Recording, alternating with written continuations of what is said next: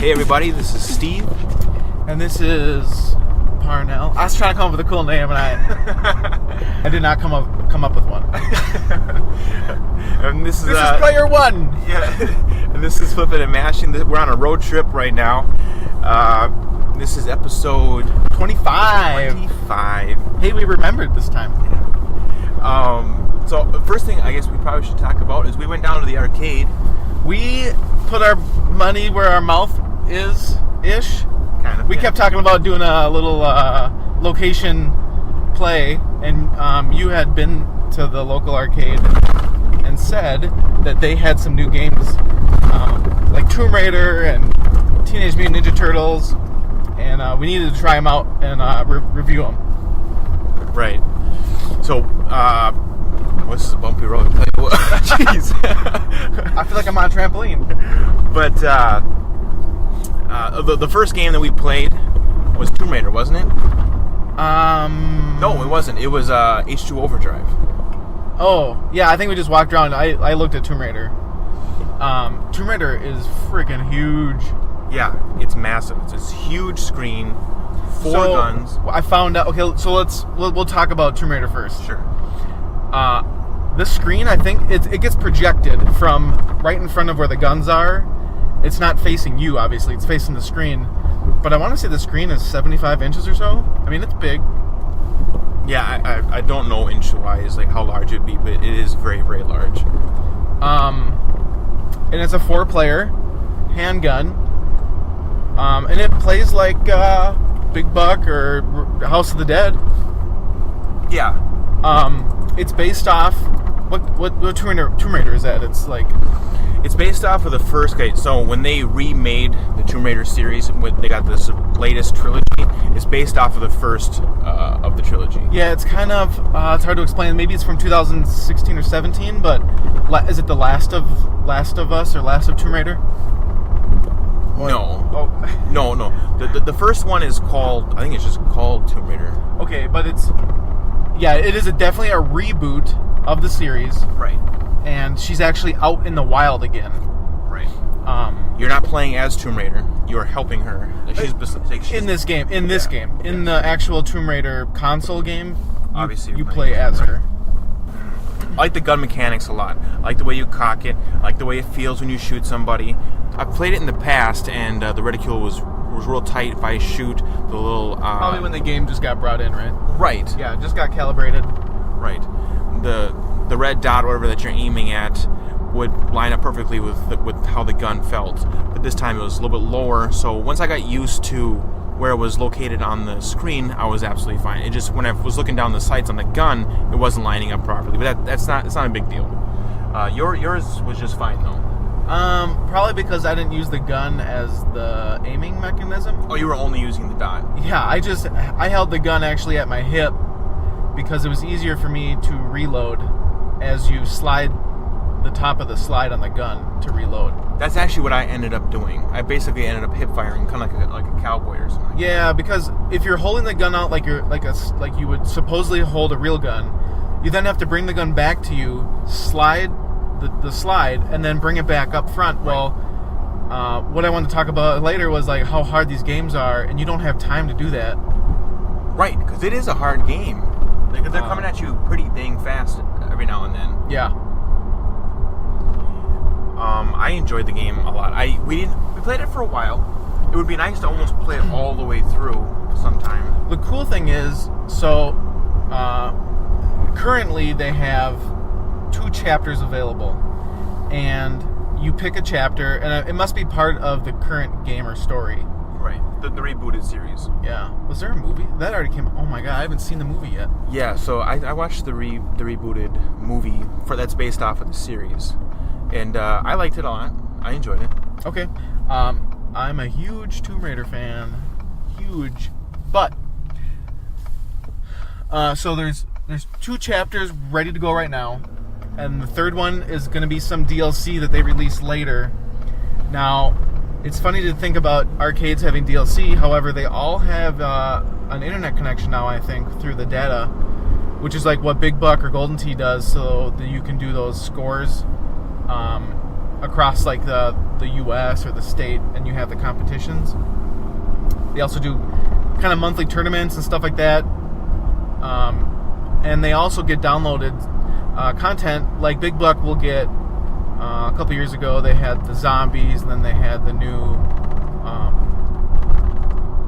what was it? It was like Ancient something, or it was that old deer, the prehistoric pack. Oh, yeah. I was trying to figure out. I didn't remember what you were talking about at first, but yeah.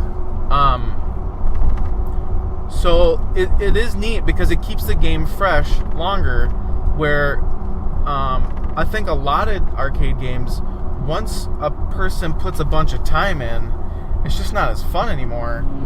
Except a game like Hydro Thunder or H2 Overdrive, those still make some serious money on the route. They don't make H2 Overdrive anymore, but you barely see them for sale because they are still doing really good in arcades, which is great. But not every game is going to pull for that long like that. So you go into chapter 1 and there's, I swear it was like 12 kind of scenes. Yeah, it was. So each chapter or chunk of the story has a lot of scenes in that portion of the story, and then you go on to the next one. Yeah, and the one thing I guess I wanted to talk about arcades in general, after we played a bunch of them, is that they're just hard as hell. Yeah. You almost we played like 6 games or something. After you play a couple rounds, there is no way that you would not die in some of these games. Like, I'm talking about Walking Dead, Tomb Raider, Ninja Turtles. I mean, I don't know if there's easy, medium, and hard, which I'm assuming there might be. But the settings that we played on, there's absolutely no way, even with 4 players, that you would ever have a chance to play very long without having to add more credits. Right. Just no, there's no way. Right. Especially, I don't even know if we could get through more than 2 scenes. I think we got through 1, maybe 2, but they just start slinging humans at you in Tomb Raider. Yeah. Well, I mean, especially, for instance, with Jesse, he got knocked out fairly quickly because there was people shooting from across the screen at him, and I was like,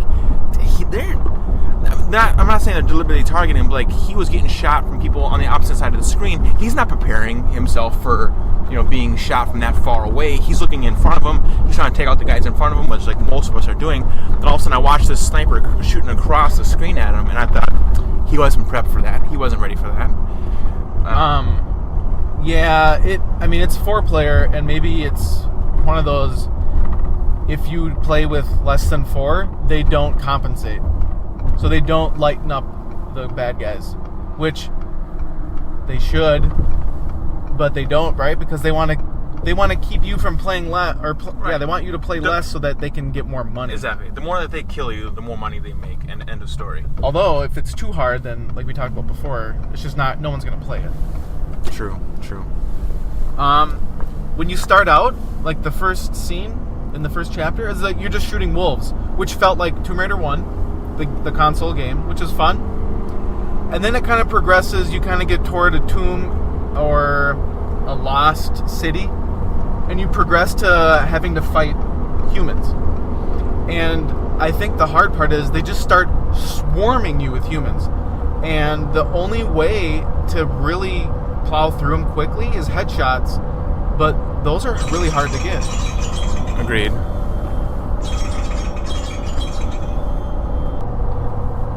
Okay, so we just got back. So they have just waves of bad guys, and you have to headshot them, or they don't die fast. So you can hit them in the body. This is like The Walking Dead. You can hit them in the body 5 times, and maybe the 6th, 7th, 8th, 9th, they go down. You can almost unload almost a whole clip on somebody, and it won't drop them. But if you pop them in the head, they'll drop fast. Which is kind of annoying, because then it's like I was saying, if you were by yourself, there was no way you'd almost get through.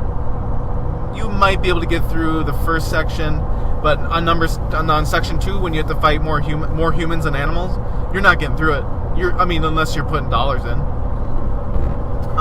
mean, maybe with enough practice and you knew where people were coming from, and you could. Yeah, that's and true. If this was our first time, and the hard part is they come out of freaking like.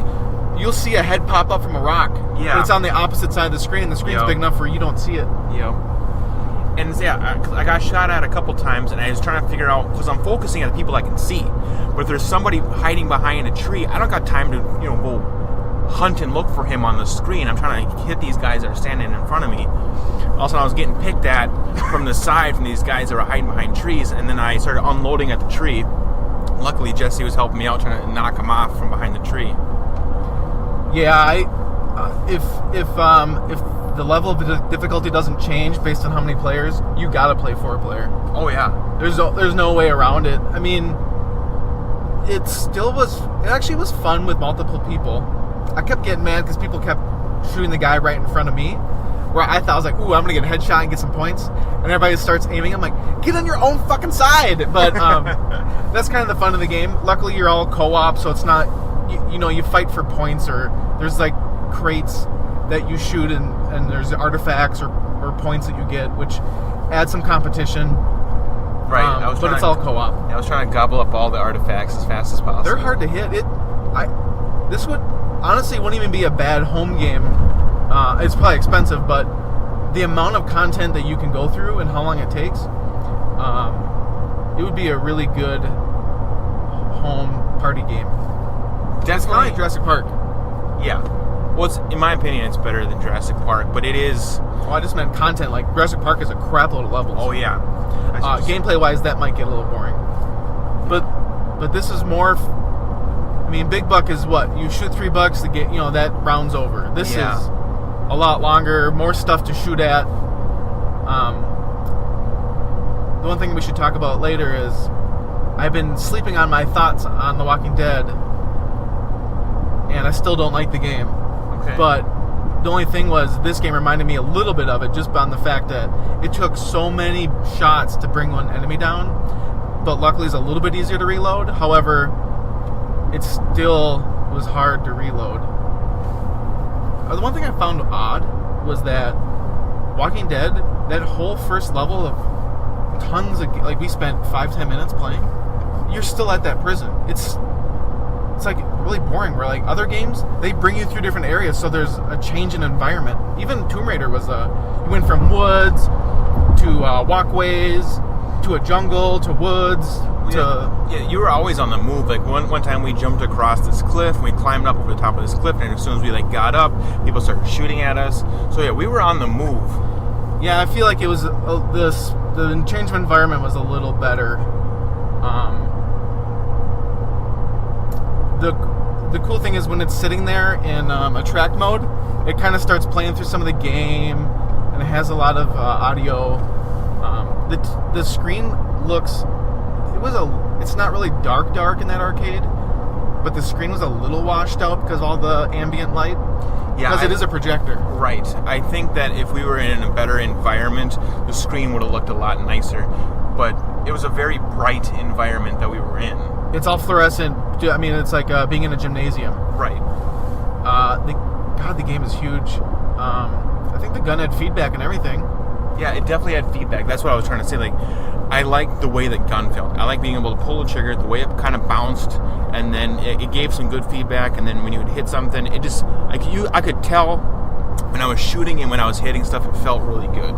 I thought the slide was going to be the auto, where it, like when you shoot or run out of a clip, it just slides back as force feedback. But no, that was a manual. You have to pull it back to reload. I don't mind it, but you have to just hold it right. So like I said, I held it at my hip so that I can reload my left hand, and I didn't get tired. Right.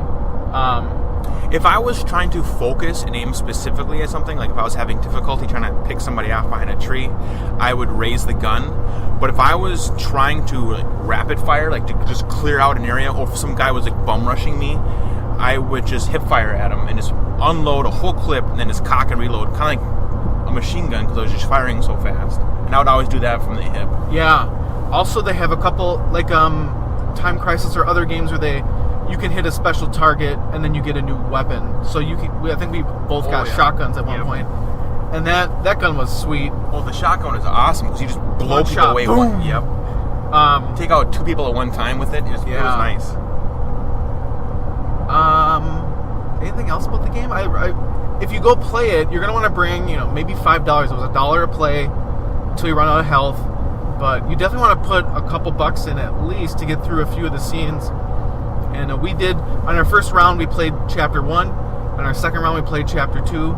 It looked similar environments, but it's progressed into the story more. I feel like Chapter 2 was harder because it was, again, more humans again. And we met a boss. I don't know if we fought him. I think he just blew up the bridge, and then we had to go fight his minions again. You're probably working toward fighting him at Right. the end. We never made it through one chapter.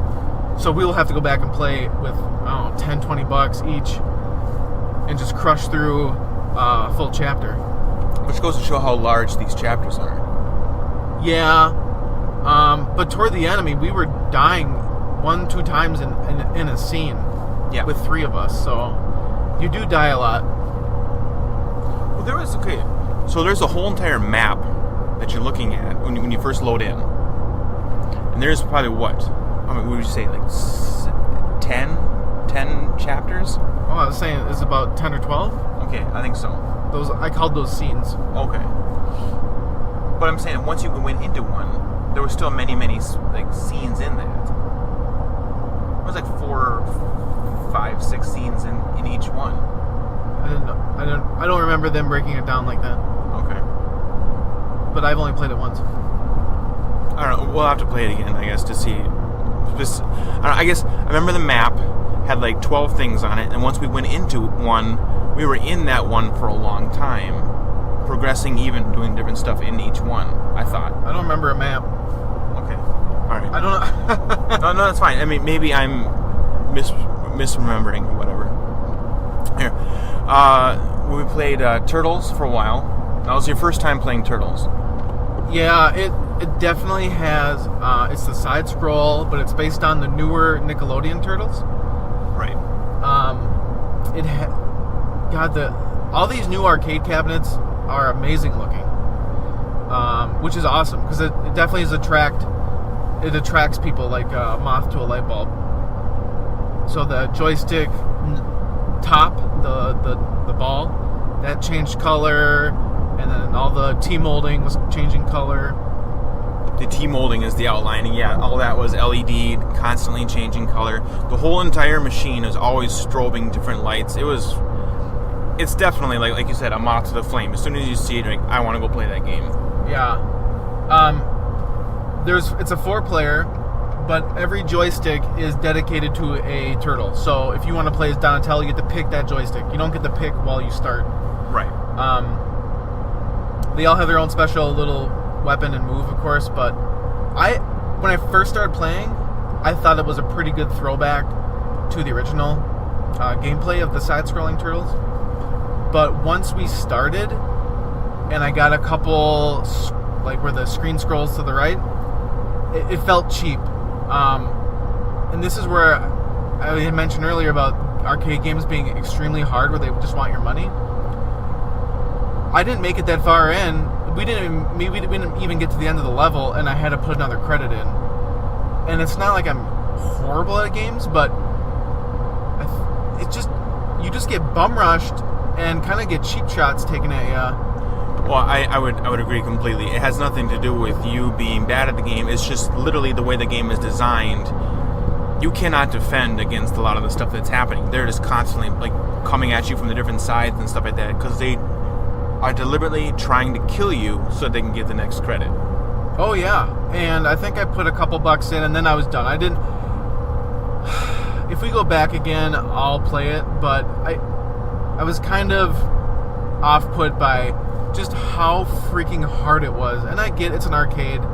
You don't want people on there for 20 minutes with $1, but at the same time, I couldn't even beat one level with $1. Or I don't even know if I made it halfway through, and I had to swipe again.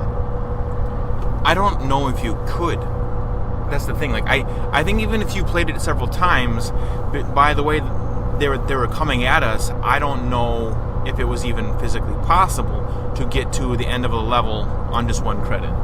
Yeah, and it's the same thing. If we play 2-player, do they compensate the boss or the bad guys for that? Or is it always just that many people, 1 player to 4-player? Because if it is, then yeah, you want to play it just like the other games. You want to play 4-player so that you have more chance to get to the end.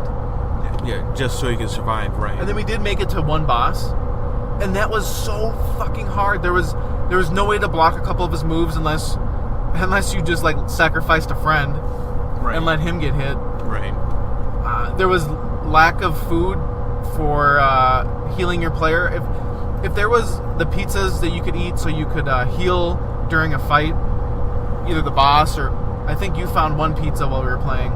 Right. If they had maybe like 2 or 3 times as many pizzas on that level, then I could say, well, you could probably make it to the end on maybe 1 credit then. Yeah. You just needed it's like Streets of Rage and stuff. You just needed a way to heal so that you could potentially make it further. The part I did really think was awesome was the surfboard. That was pretty fun because that is again something from the old game.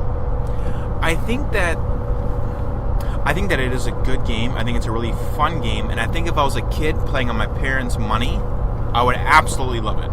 But since it's my money that I earned, I don't like keep putting money in it because like it's not worth it. Like, as fun as this game is, as cool as it looks, as exciting as everything that's happening here, I am dumping credits into it and I'm not making it very far. Whereas if I was like a 12-year-old playing with dad's money, I would dump all of my credits into it and not even worry about it. Well, I think the hard part too is it's $1 a credit. And then oh yeah, that's a good point. To continue, it's not like it's a quarter or 50 cents. It's right. a fucking another $1. Yeah. So that's a very, very good point. If they had a continue credit as half price, I would be less irritated by the fact of credit, like, coining up again. Sure. But to keep swiping my dollars away, Jesus. I mean, we spent probably $20 in video game play in under 20 minutes. Easily under 20 minutes. It's like, I don't even think you got a minute of play out of 1 credit on Ninja Turtles. Hydro Thunder, not Hydro Thunder, Overdrive. H2 Overdrive was still a blast like always. Oh, they must have fixed some of the problems. Like, I know one of the throttle handles wasn't working or was like really sloppy.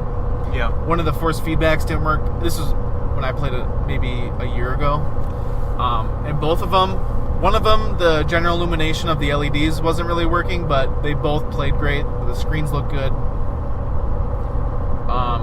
I forgot my code for my save game the first time we played, and so we had to back out after that race, and then I typed it in and got my save boat. But you beat me, you asshole. I don't know how, sometimes it's like Mario Kart, right, where you just get shafted on all the weapons.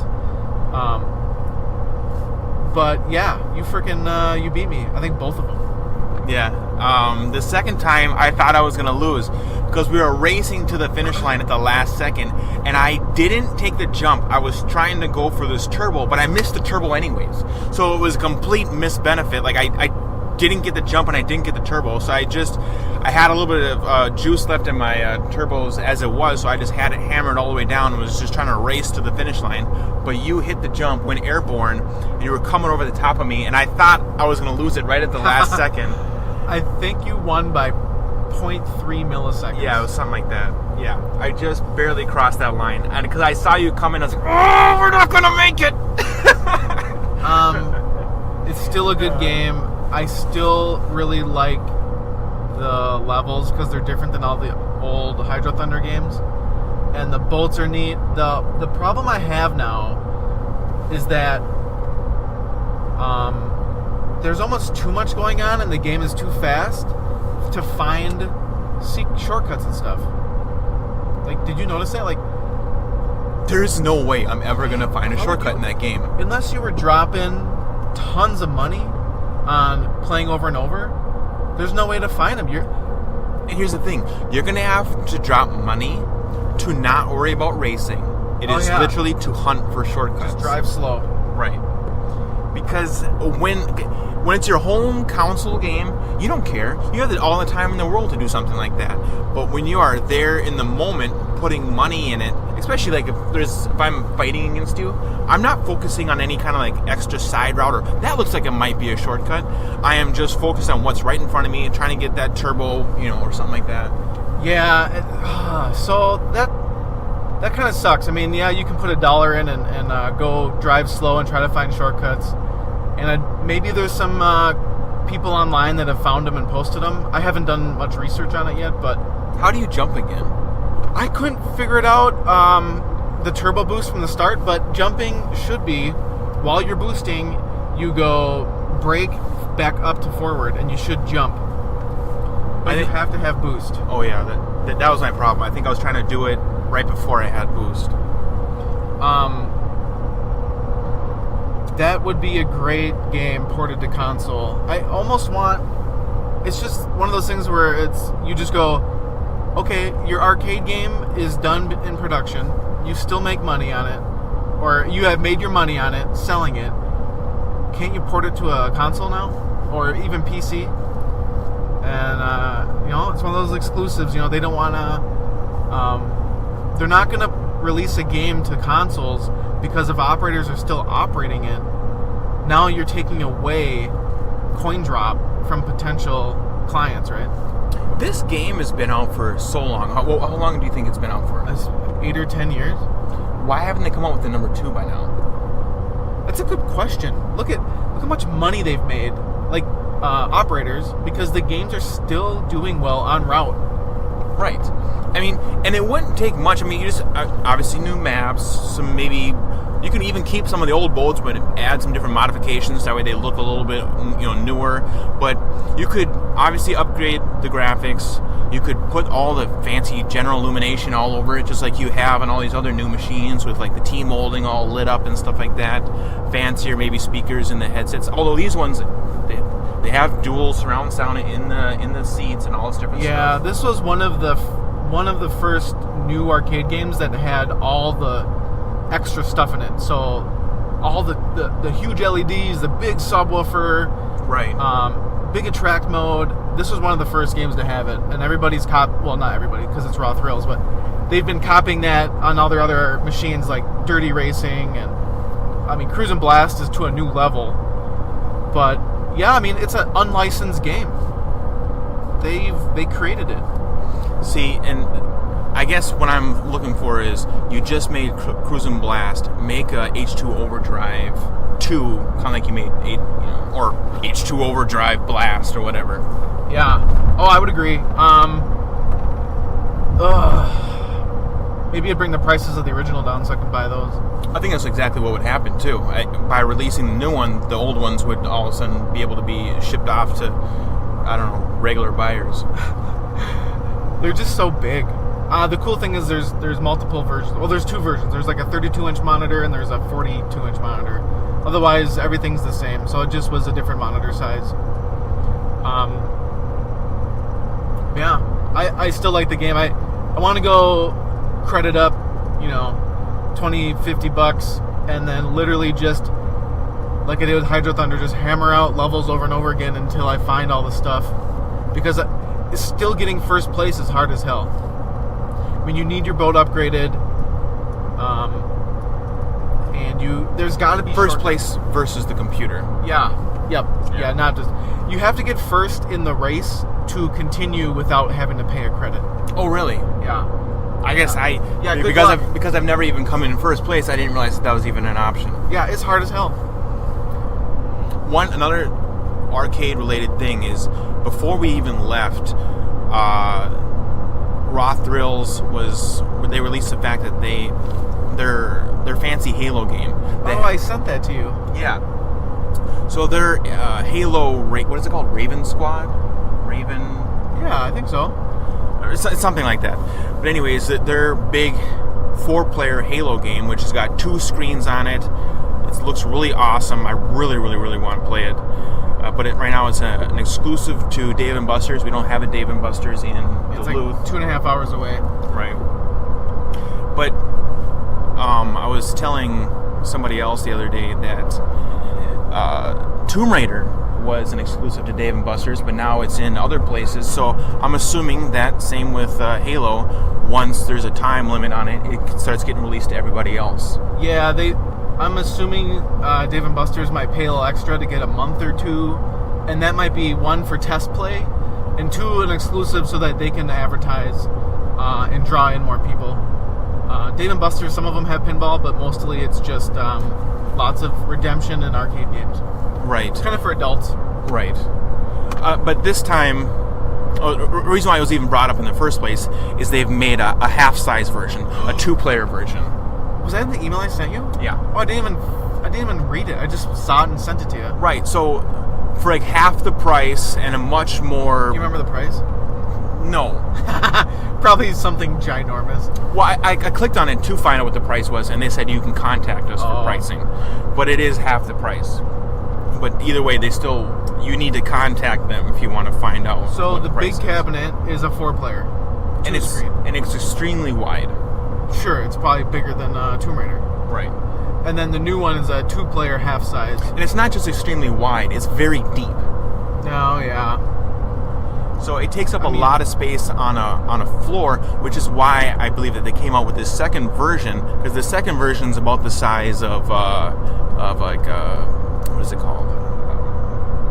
The dinosaur game, Jurassic Park. That's a big game. Yeah, I mean that's just deep.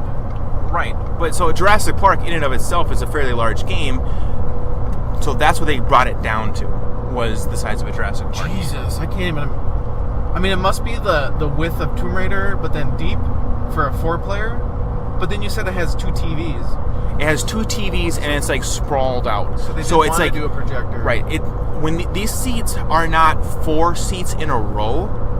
They're 2 seats and 2 seats kind of angled slightly at each other. So it's like a V split in between the 2 seats. And then the screens themselves are kind of... You can see both screens, so I'm not really sure how they're displayed. They're not V'd away from each other. There must be V'd in at each other. Huh. But I'll have to look at it again, and that's going to be a huge hit because the people that like Halo are probably about 30 to 40 years old right now that played it the most. Yeah. One, they have more disposable income. They're not going to go maybe buy one of these games because they're probably 10 plus grand. However, they're going to go to Dave & Buster's now and play the crap out of it because Halo is big. Well, I mean, if the game is good, they'll like it, but I think some people have been kind of iffy on Halo lately because the original Bungie team left and they moved it to, 343 Studios, and some people didn't like what they did and some people were okay with it. Well, yeah, but there's always going to be haters all over the place. For the most part, it has still got an extremely huge following. People love Halo. Yeah. It's just, there are some people that maybe were frustrated with the way certain things happened. Nonetheless, if they ever do release a new game for console, people will all flood back. But it's been a couple of years now since their last console releases has happened. For me, I really want to play this game. I just wish they would bring it up to the arcade near us. Yeah, maybe they will. I don't... I mean, it's not like it's just kid games, because they have a Terminator Salvation. And I think it's like a Time Crisis. They have an older version. Tomb Raider is shooting people in the heads. Yeah, and they have like some adult version games. So they might get Halo. I mean, Halo's a big name. I mean, that's a big license. That was probably a good on them. They're gonna do well with that game. Tomb Raider was a big title. Oh, hell yeah. Because Tomb Raider was an exclusive for a long time. That was a big game that I honestly did not expect us to get. So when I walked into the arcade and saw Tomb Raider sitting there, I was kind of in shock. I was actually in shock to hear that they were going to make an arcade game out of it, and I didn't think, at first, without seeing anything, I didn't know if it would even be a good game. Like what are you going to do? Sure. And then it's 4-player? You kidding me? Right. But I like it. Yeah. Yeah, I think it's one of the best shooter arcade games I've played. There's a huge, I forgot to mention, the story to it is massive, where there's a crap load of cutscenes, and if you want, you can skip them by holding the trigger. But if you just watch the cutscenes, I mean, some of those were over a minute long, I felt like. Right. And I'm like, I really wanted to watch them, but I knew we were on a crunch time because we were just there at lunch. I was like, okay, let's go. I gotta shoot people. And you never get that in arcade games now, because the most that you get is like a tiny, very, very tiny scene in between. 5-10 second cutscene and then into the game. Whereas here, they were having a story chunked out of the actual arcade console game put in there. Yeah. I mean, like you were saying, though, you're helping her. Right. But it must be kind of the game, and then you're just kind of this camera, third-person camera behind her. Well, no. Well, I'm sorry. You are yourself, but it's pulled back. Like you were watching her when she talks to you. Like, oh, thank you for helping. Let's go find this pilot. Exactly. You are an individual yourself. You're not just like walking behind her, but you are definitely. You're watching her do a lot of stuff, like jumping across stuff, and then you yourself are trying to jump across like a cliff and to try to follow her to go attack these enemies. Yeah. You talk about the 1-up. There, I saw another. These things are pretty hot right now. I think they'll do well at Christmas. Obviously, the purest arcade people are still hating on them. Still, right? Like, why spend $300 and get a crappy thing when I can go buy a real version? And again, like I said before, this is not for those people. This is for people who want something small, easy, simple, and they don't care that it's not the original cab and screen or emulated. However, one guy was taking, I think it's the Asteroids version where it has that knob that spins for games like Tempest. Some guy was taking one from Ultimark, which is a high-end, nice one, and modding it into his 1-up. Oh, so he was making it better. Sure. Yeah, so he's putting like pure arcade controls into his 1-up. And then, of course, the purists are saying, you know, why the fuck would you waste your time on that? It's stupid. You're wasting money and time. But that's the thing. Is like, yeah, but I have a 3/4 size that can fit anywhere, and now I have a nice control for it. And so I think I'm gonna wait till after Christmas and see what mods people are doing, and then I'll go pick one up and do some mods to it, because that's, like I was saying in the last episode, that's the fun part for me is let's take the control panel off, we'll put nice buttons in it, we'll do a high-end joystick. Well, you are a tinkerer and you love modding stuff. Oh yeah, I love projects and not finishing them. And this is perfect. This is the perfect project. I might actually be able to finish it. Well, yeah. Because it's more simple than... Yeah, it's more like an IKEA table. You can slap it together pretty quick. Yeah. Yeah, I think it's going to be sweet. It's only going to get better from here, and I'm really excited to see what games they come out with next. They'll probably keep doing a bunch of 80s games because they're selling well. I was thinking about it recently, and I decided if they come out, because you know they're kind of releasing these games with like a 3-pack of different games like 3 in them. or 4. Yep. Right. If they will release a light game, and specifically a light gun game. Oh my god. Yep. Right, but very specifically, if they release the Area 51 games. Oh yeah. I will buy one today if they release an Area 51 system. Oh my goodness. They could do Area 51, Big Buck / Time Crisis, House of the Dead. You could bundle a bunch. I would still like Big Buck if they had handguns. I wouldn't care. If they do Big Buck, it'll be a standalone game, which would be totally fine as well. But I wouldn't mind having like a mix of a bunch of light gun games, as long as it was a light gun. And they'll probably have to do the IR just like Big Buck, which Big Buck in the arcade, the new HD one, that's IR like the Wii, and that's been working great. They got that game dialed in. What is IR? Infrared sensors on the TV so that the gun picks up correctly on the TV. Okay. Because the old school Big Buck, House of the Dead, Time Crisis were the CRT tubes, and the light gun actually, the TV picks up where you shoot on the pixels of the screen. Okay. Well, I don't know if you call them pixels, but you have to have a CRT tube to have the gun get picked up correctly, which is why they don't. Like, why my Big Buck arcade, I couldn't just mod a LCD into it. It wouldn't work. Oh. See, I didn't know that. I learned something new today. Yeah, it's like just like Duck Hunt on NES. They can't put that in the classic NES Classic because everybody has LCDs now, and so it wouldn't work. You have to have a CRT tube. Okay, so just so I can understand the technology, because I didn't know any of this till you just said it right now. So, is the gun itself? So obviously you have the console. The console is thinking. Is the gun picking up the screen? No, the gun.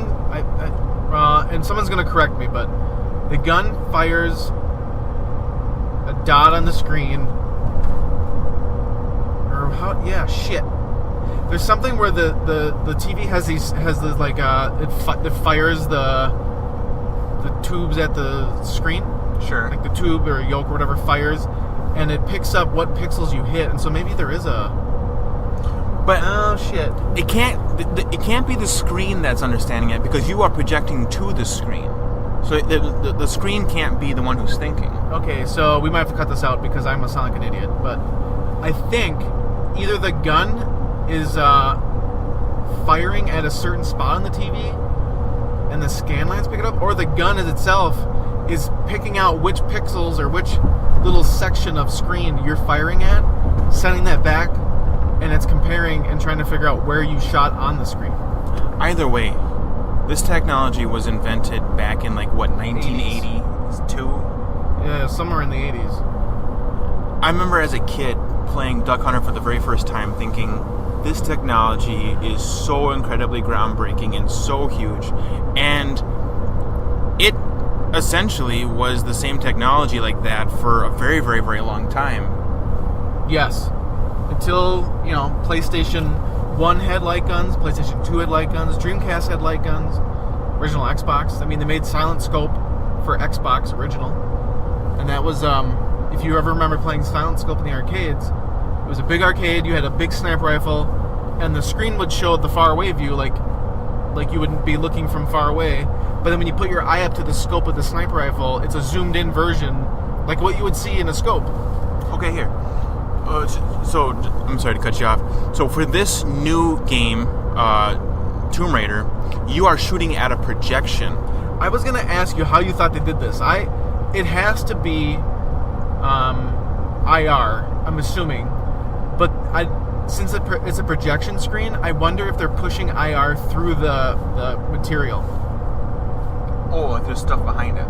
Yeah. Oh, that could be.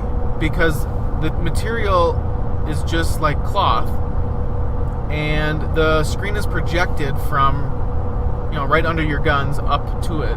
Right. So, yeah, where the screen is being projected from, your guns kind of go into this, rock base. You just set your guns in there. They have, gun holders. And so hidden in this, rock base is the screen, or the projection screen, that's shooting up to the actual large screen that you're actually looking at. And so we're thinking that you maybe hide the infrared sensors behind that screen. Yeah, I'm wondering if that's why they did it. Because it's easier to hide them. The screen can be big. And I guess you got 4 players, so now you have more IRs to make sure you have. I mean, maybe they have new tech, but Big Bug has the IRs on top of the monitor. You can see those. But that's the other thing too is, where they want to put the cost. Where Big Buck you can get a 42-inch or bigger TV, but they're not your Best Buy TVs. These are commercial grade LCDs. So they're easily, $2,000 a TV for a normal size, like a 45-inch or 42-inch. Right. You can, I think, hook up crappier TVs if you bought one for your house. But, these are going to be left on 24/7 at a bar. Right. So they want commercial grade LCDs. Right. Because that was my thinking was, I'll just buy the base and I'll put a compatible crappy TV on it. Save some money, but you're better off just buying a used, full-fledged arcade one. I don't know, man. This arcade tech is pushing the limits on some stuff. I mean, the other part, too, is you don't want to get too much new tech because you want to make sure that it's going to be reliable. You don't make money when the games are broken or don't function correctly. And I know you said some of the guns Tomb Raider didn't aim right. And that would be a calibration that you could do in the menu system, but they don't really, if they don't get complaints and the operators don't come out very often, it's not going to get fixed. Right, and the thing is, so the gun that I was using was the same gun that I used about a week ago, and when I was using it then, it was right on my sights. If I looked down the gun, it lined up, like the red dot lined up on the screen, whereas here, it wasn't. So I'm assuming that, yeah, it's just some kid was, fucking with it, banging it on the rocks or whatever, and all of a sudden, they started drifting down or something. Yeah, it could be anything. Oh man, if they brought light gun games to 1-up, I think they would be hot. Especially if you could do like a House of the Dead pack, Time Crisis. They have multiple versions. I really wish they'd do this. I don't know what their battle plan is. I don't know if they plan on staying very well. You said that they were talking about a big buck, right? Yeah, that was in the poll. Golden Tee, Big Buck, a couple other games. So they have, in theory, the technology to run it on their 1-up. Oh yeah, and that's the thing though, is that if they did a Big Buck, they would probably, like I said, they'd probably do more of the original stuff. They would do the older version, because the original Big Buck Hunter was a single shotgun game. You could still play multiplayer, but you have to hand the gun back and forth. And it wasn't that many levels. It was a couple deer, or maybe it was only deer.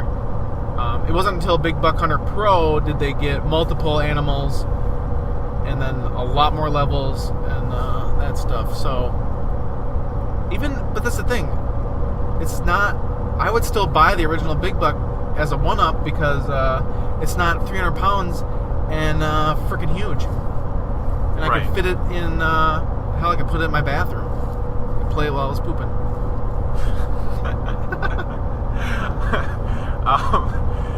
Did you notice? And I don't know if this is the case. So, the Turtles game, you got tickets for every single person that you killed in that game. So it was a video game and a redemption game in.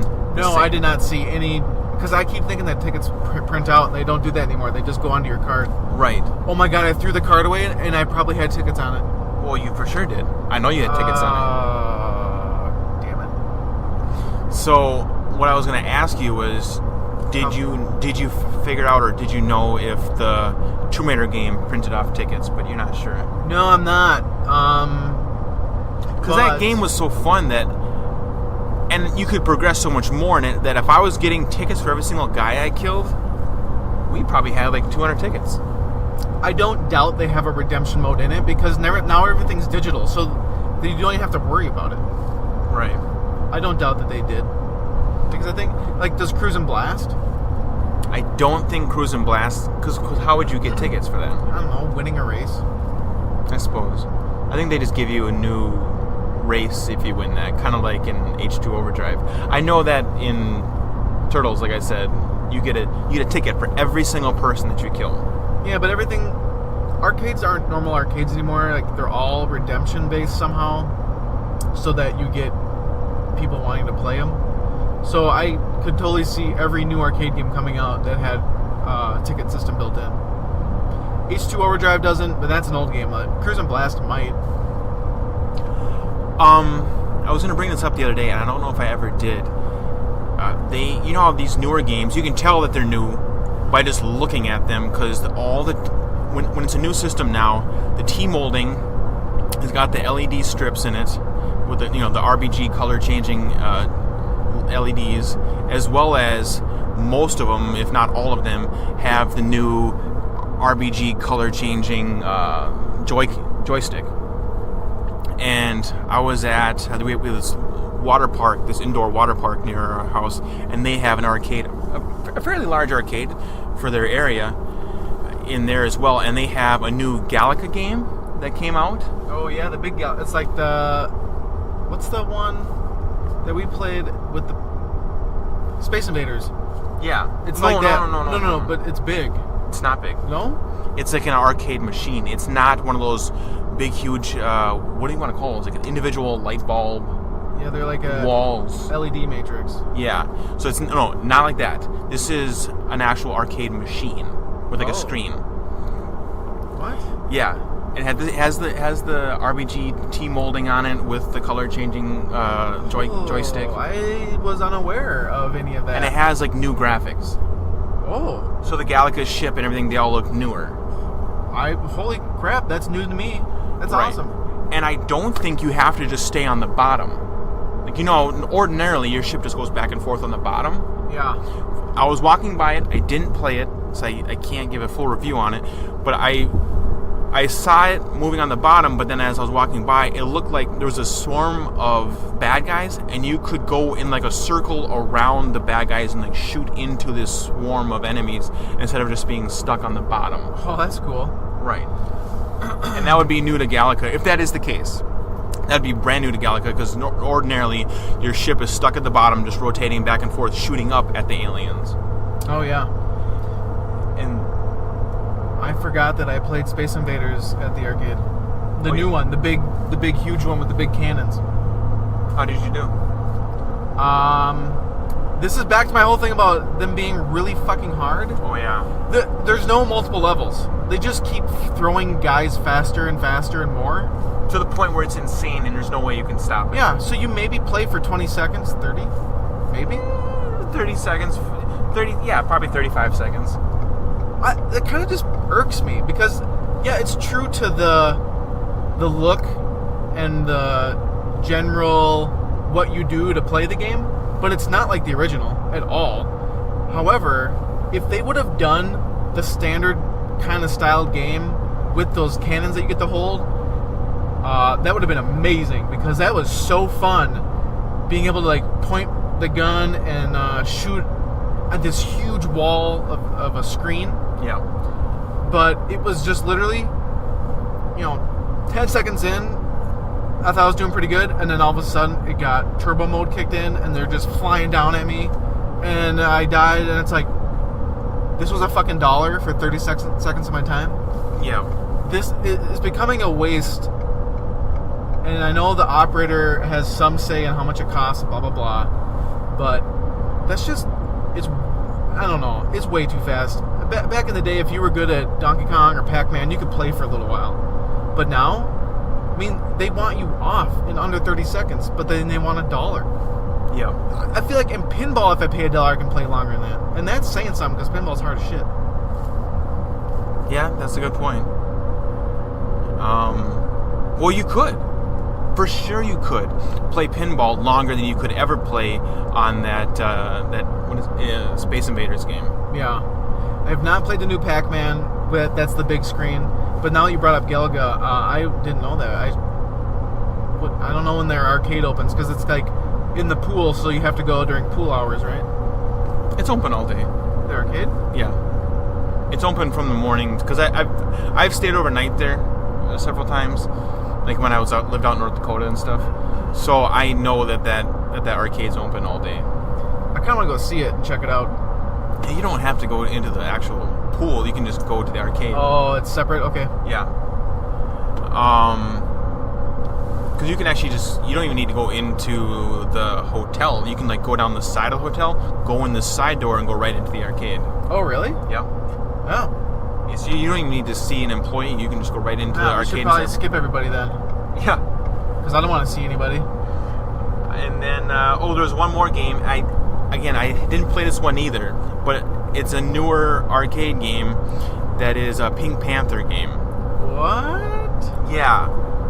And it has the T-molding. Again, just like I said before, it has T-molding and the new color RBG joystick.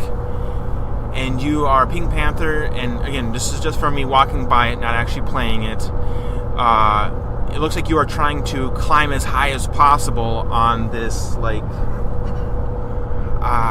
you have to jump back and forth onto these platforms and keep climbing as high as possible. And then obviously there's people and stuff coming down to try to knock you off. Is it sort of like Doodle Jump? I think so. Doodle Jump is like a old mobile game where, yeah, you keep jumping, but you have to jump off a platform onto another platform. Yes.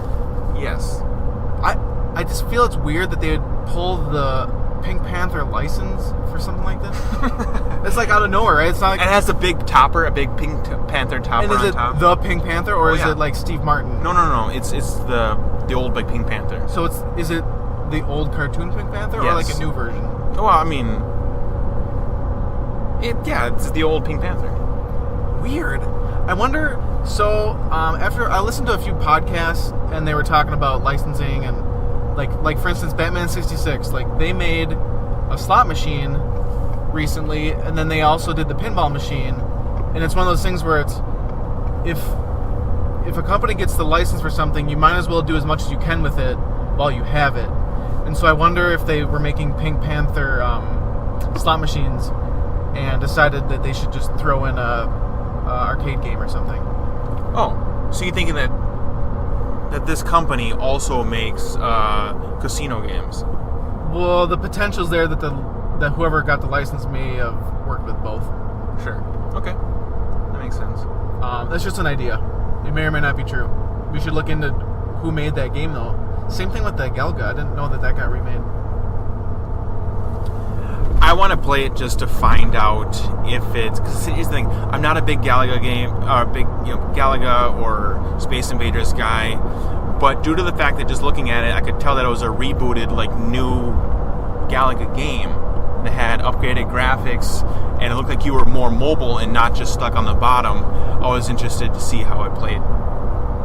Yeah, me too.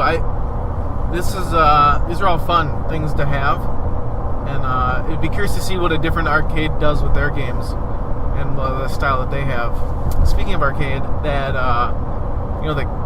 the board game shop next to the candy store. Yeah. They got a small arcade from... There used to be a used video game store in town, in Superior. iPlay, I think, and there was a handful of arcade games there. I think whoever owned them moved them to the board game store. Because they have Area 51 and... Oh, no, I already played all those. Did they have Hydro Thunder there?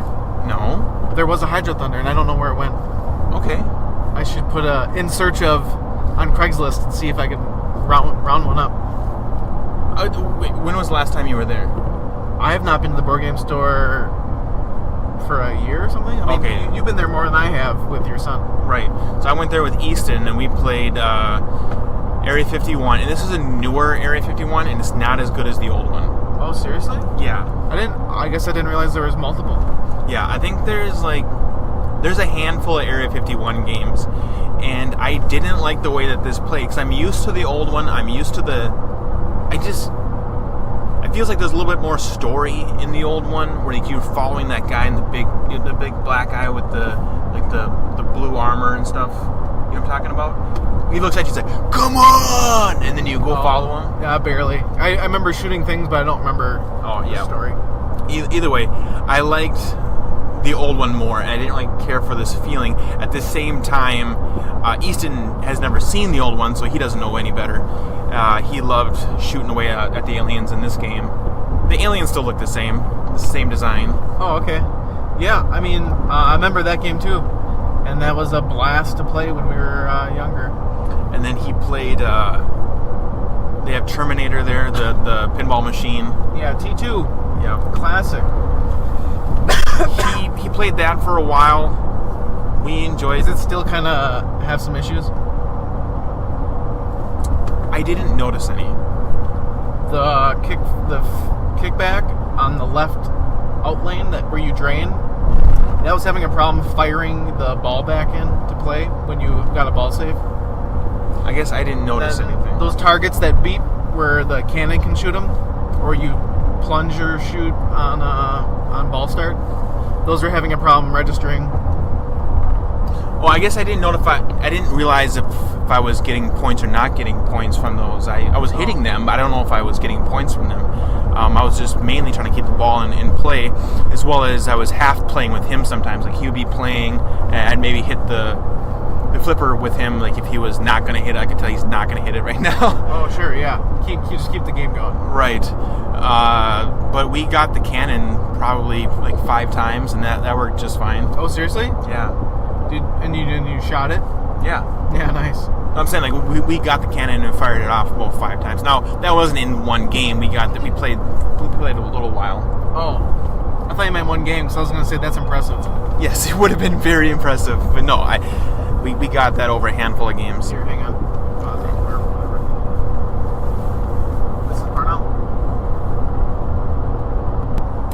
So, now that we're on the pinball topic, last episode, I had said that a friend knew somebody that forwarded me an email about a pinball machine available that was a Gottlieb. I contacted them, and I got some pictures and the game name. It's a early 70s Gottlieb Dragon. Which I think looks really good. Yeah. It doesn't review well on the forum. For play wise or what? Yeah, the hard part too is though, it seems like Gottlieb made games that were fun and good for beginner or new people to the hobby. Okay. So they geared the games more toward being fun and easy for people to play, where Williams or Bally maybe made games that had a little bit more rules or more things to do, but they maybe were hard. Which, if you think about it, it does make sense. Gottlieb's Evolve has been a little bit easier. Even the 90s games like Waterworld and Stargate, you usually can get a multi-ball. Even if you suck at the game, you'll get one on like ball 2 or 3 from a plunge. So the game, everybody that I posted up in the forum and I kind of asked about it, and they said it's really fun for new people and it's a cheap game. So I got pictures, and it actually looked in good shape. The back glass looked pretty nice. It's real glass. Playfield was a little dirty, but it looked clean. There's no huge wear marks. The game turns on. One of the score displays, must be player 2 or 3, is dim, but that's the kind of generation where you just charge it up. Todd Tuckey from TNT did a video about that. It's like a 12-volt line. You just warm up the filaments inside, and then for a few seconds, and then kind of regenerates the display to be bright. So I went out and looked at it. Sucky part is about a 40-minute drive out, and he wouldn't give me a price at the time on the phone or anything, so I just made the trip. I checked it out, took some pictures. The boards looked really nice. There was no battery damage from the acid leaking. I'd had this big single black block where the batteries go. I don't know if that's like an old school contained battery or what that was, but it was not the double A's that potentially would leak, so that's a good thing. When the game turned on, there was like the sound kind of cut a little bit in and out. I should have took video of it, but I didn't. And then there was, when you say it cut in and out, like what I mean, it wasn't, the sound wasn't a nice consistent noise. It was kind of almost like it was on and off. What do you think would cause that? Considering that the soundboard is its own board and it has a bunch of capacitors and stuff, it easily could have been failed components on the soundboard. Okay. Now, I don't know how much the CPU has after the fact of the soundboard, or if the speaker itself is going to junk. But that's something to ask and look into. Also, there was this like crazy hum coming from the game. I'm assuming is one of the transformers. The smaller one, I think, is the one that usually fails. But the game worked. I played a ball, and a bunch of the targets worked no problem. It has 2 vary targets, which is kind of like a stand-up target. You hit it, and it gets pushed back to and at different points of being pushed back is different score values. So if you push the ball into it really hard, it pushes the target all the way back, and then you get more points. But if you push it just back lightly, it only goes back a little bit, and you get less points. It's kind of a cool idea. But there's 2 of those on there. There's no drop targets, but there's a spinner, and they all seem to work and function.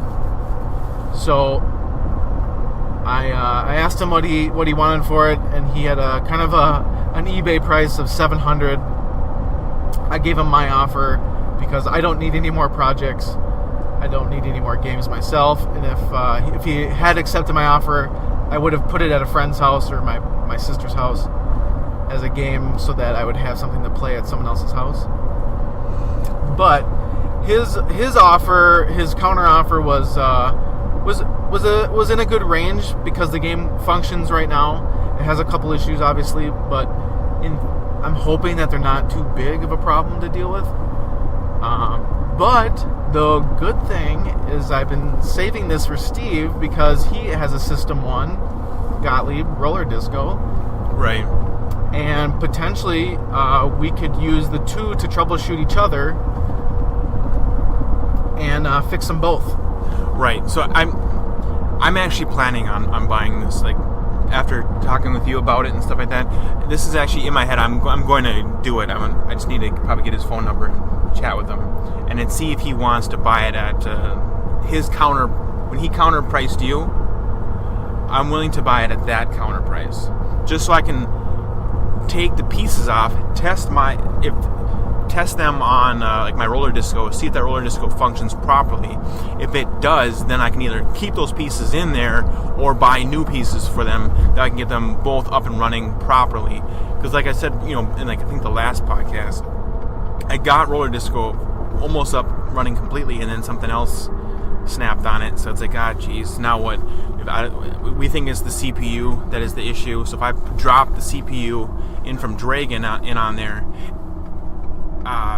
if that works, great. Then we know that's the issue, and then we just can move on from there. We don't have to keep dicking around trying to figure out what is what. We can actually test with actual functioning pieces.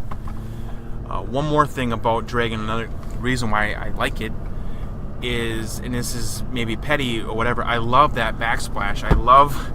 And again, I know this is petty, it's because it's the sexy 70s girls that are on both roller disco and on this Dragon, with like this big sexy girl on this really cool Dragon. I look at that like, I want that really bad in my house. They both look super nice. I'm goofy that way. I know it has nothing to do with the big ramps and stuff like that. I just think it looks cool, so I want it. And they're cheap, and I think I can flip them. So if I can get these both up and running properly, clean them up, put new LED lights in them, I think I can flip them for a decent price. I mean, the cool thing is, it's a pinball machine for a handful of $100. Yep. And it's like, any pinball is worth a couple hundred. Why am I shit? Wrong way. Okay. Any pinball machine is worth a couple hundred. I mean, EMs sell for a few hundred. This is a solid state game, and it might not be people's favorites, but are you kidding? If you pay a couple $100 for a game like this, it's pinball. You still get a sweet, just because it's not someone else's favorite doesn't mean that it's not a good game. Right. And I guess that's how have felt about my own game. I get the fact that it's probably my own game. I'm biased towards it no matter what. Like a lot of people, it plays slower, but I enjoy it. I think it's a fine game. I do mainly just want to get money out of it too. Like as soon as I get this thing up and running properly, I do plan on selling it off. But I have enjoyed it as well. The other thing is, since they're older games, they're going to be a little easier and they're a little slower, so that your son would probably enjoy them more for a longer period of time than maybe like Ghostbusters. Or he likes Ghostbusters because of the theme, but like Metallica, it's going to be fast and hard, and so he's going to get frustrated and not want to play it, where a game that he actually can keep the ball in play for a little longer is going to be more enjoyable for a younger kid. Sure. I mean, that would be a game that I'd want my daughter to play, just because it's a little slower. It's more. It's not like they're a pinball quote unquote wizard yet, and I want to punch whoever keeps saying that, but Pinball wizard. Pinball wizard. But I think it'd be a great game for a new. People even said it's a great game for new players or people that you can get addicted to the hobby, because it's easier for them to figure out. So, I mean, is it okay if we move on from pinball, or do you want to keep talking about it? Yeah, we can move on. I don't know. I don't have any. I played pinball this morning. I was waiting for you. All right. I busted out Lord of the Rings. I forgot how fucking awesome that game is. My first game was just like, how do you play pinball? Mm-hmm. And then the second game I got, every multi-ball, was amazing. I was like, oh, well, am I the wizard that people say I am? And then I realized, no, you got 19 million. You ain't getting shit. So I'm still bad at pinball, but damn, that was fun. I haven't played my games in a long time. My son, I found a game the other day, just via Twitter. Somebody was talking about this new Ghostbusters game, and so I myself checked it out. And it's a mobile game, and Ghostbusters has come out with some mobile games in the past, but they haven't been necessarily cool or even enjoyable, for that matter. Whereas this is a Ghostbusters version of Pokemon Go. Oh, that's right. Yeah. So now it's a cheap game. What I mean by that is, in Pokemon Go, you have to walk all over the place to find these Pokemon, right? Yeah, you literally have to have your GPS on and walk around, and it's kind of, like, it's almost like a map, like Google Maps. You like walk around. Right. Well, that is what this game is trying to make you do, because you can look on the map, and I got Easton all bundled up, and we're gonna go get these ghosts. Let's go hunt these ghosts. We're gonna capture them. Oh God, he was probably ripped. Oh, he was jacked, and I had little Beckett. I was holding Beckett, and then we were all dressed up, and we started wandering around the neighborhood trying to find them. And I realized we don't have to walk anywhere, because you can just stand there and keep spinning, and you can look through the buildings at all the ghosts. What? They don't have the proximity dialed in. You don't have to go over to the ghosts. You can just spin yourself, and all of a sudden I just told Easton, let's go back inside. So we went back inside the house, and he can just sit there in the living room and just spin himself around, and he can see all the ghosts. He doesn't have to walk down the block to go get that ghost. Can you shoot him from that far away? Yeah. That seems cheap. It is cheap. Huh. But it works. So it works better for me, because then we don't have to leave the house. Once they finally figured out that they've effed that up, and they need to actually put the proximity and turn them on the proximities, then we'll have to actually go walking around the neighborhood. But right now, just from our living room, he can just keep spinning, and there's Slimer, and then shoot Slimer, capture Slimer, and he has an absolute blast with this game. He gets so excited every single time he captures one. He's like, high five! Give me a high five! So is it sort of like Go, though? Like when you capture a ghost, does anything happen with it? You just collect it? So you capture the ghosts, you collect them, and then you use them to fight in this story mode. I don't know, do they do that in Pokemon Go? Yeah, so in Pokemon Go, you collect these Pokemon, and then I think you can upgrade them, but then you go to your trainer towers, or you take over a training place. Now they have and then those. You fight those other players' Pokemon. Now they have those, they call them dimensional portals and stuff like that that you're supposed to go to. Those are proximity locked. We have never experienced one of those because we've never made ourselves. Oh yeah, they're probably like an element on the map. Sure. Like it's at this one, when we were at work, 2 blocks down, they made this mural as a training place. So you have to go to that location on GPS. Yeah, we've never walked down, because from us, they're all over the place. They're all over town. I was looking at the map, and we've never walked over to one of these dimensional portals to see what happens. I was flipping through the story really fast. They told me what's supposed to happen, but I never read it, because I was just trying to get him into the game. So I was just bumping past everything as quickly as possible. Once you get your characters in this game, I don't know how it plays out in Pokemon Go. You play just like a Final Fantasy RPG game with your captured ghosts. So you build your own army, like you have like a 4-player team, and then you play against other players in multi-staged story modes. Oh, well, that's kind of neat, because then you don't always have to be online. Right. Yeah, and then you can use your captured ghosts. I'm assuming you can upgrade them, and then yep, you can use them as your cannon fodder when you're fighting other. Right. Like is the story then like the cartoon or the movie, kind of down that path of fighting other ghosts, or how's that work? No, it's mainly. I don't know. We haven't gotten that far, but we haven't. You're just fighting ghosts, as far as I can tell. I don't know how the story is progressing or what's even happening, because I'm not even watching him do it half the time. Oh, okay. He's playing a lot of it all by himself. The actual fighting is super easy for kids. So nowadays, the way a lot of mobile games are, you can turn on the auto fighting. I haven't turned it on for him, because I don't want to train him into doing that. Well, that's what John does, right? With all of his RPG or JRPG games. So he just, he'll start a fight. When we're at the pinball league, he'll start a fight, walk away, and then go play a game of pinball. Come back, he's like, "Oh yeah, I won." Yeah, it's not it's not a game. Then it's playing by itself. It's literally playing by itself. You're letting the PC grind through for you. Right. My brother does that, and I can get in the habit of doing that because it's so easy. You can just push play, and it'll play all by itself. But I've deliberately started deleting all those games off of my phone.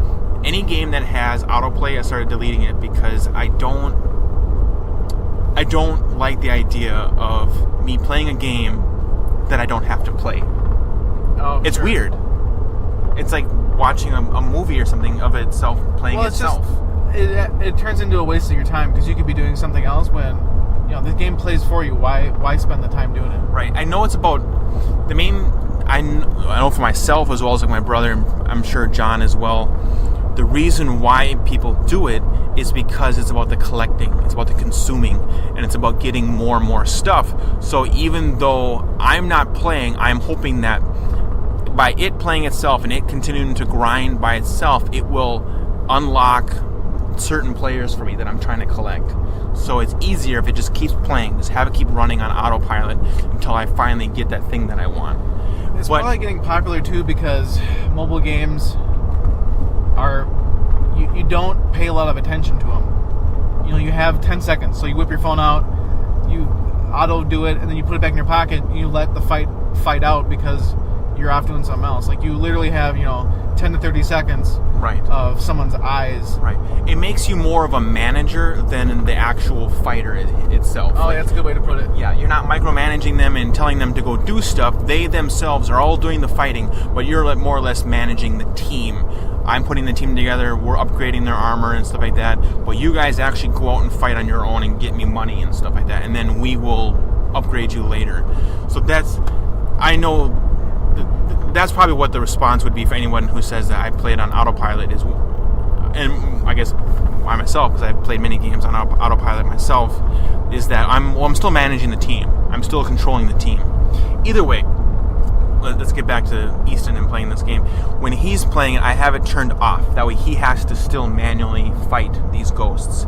And it's easy for him. All he has to do is literally touch the other ghosts, and then his ghosts go and fight them. Once I taught him that, I was like, it's pretty easy.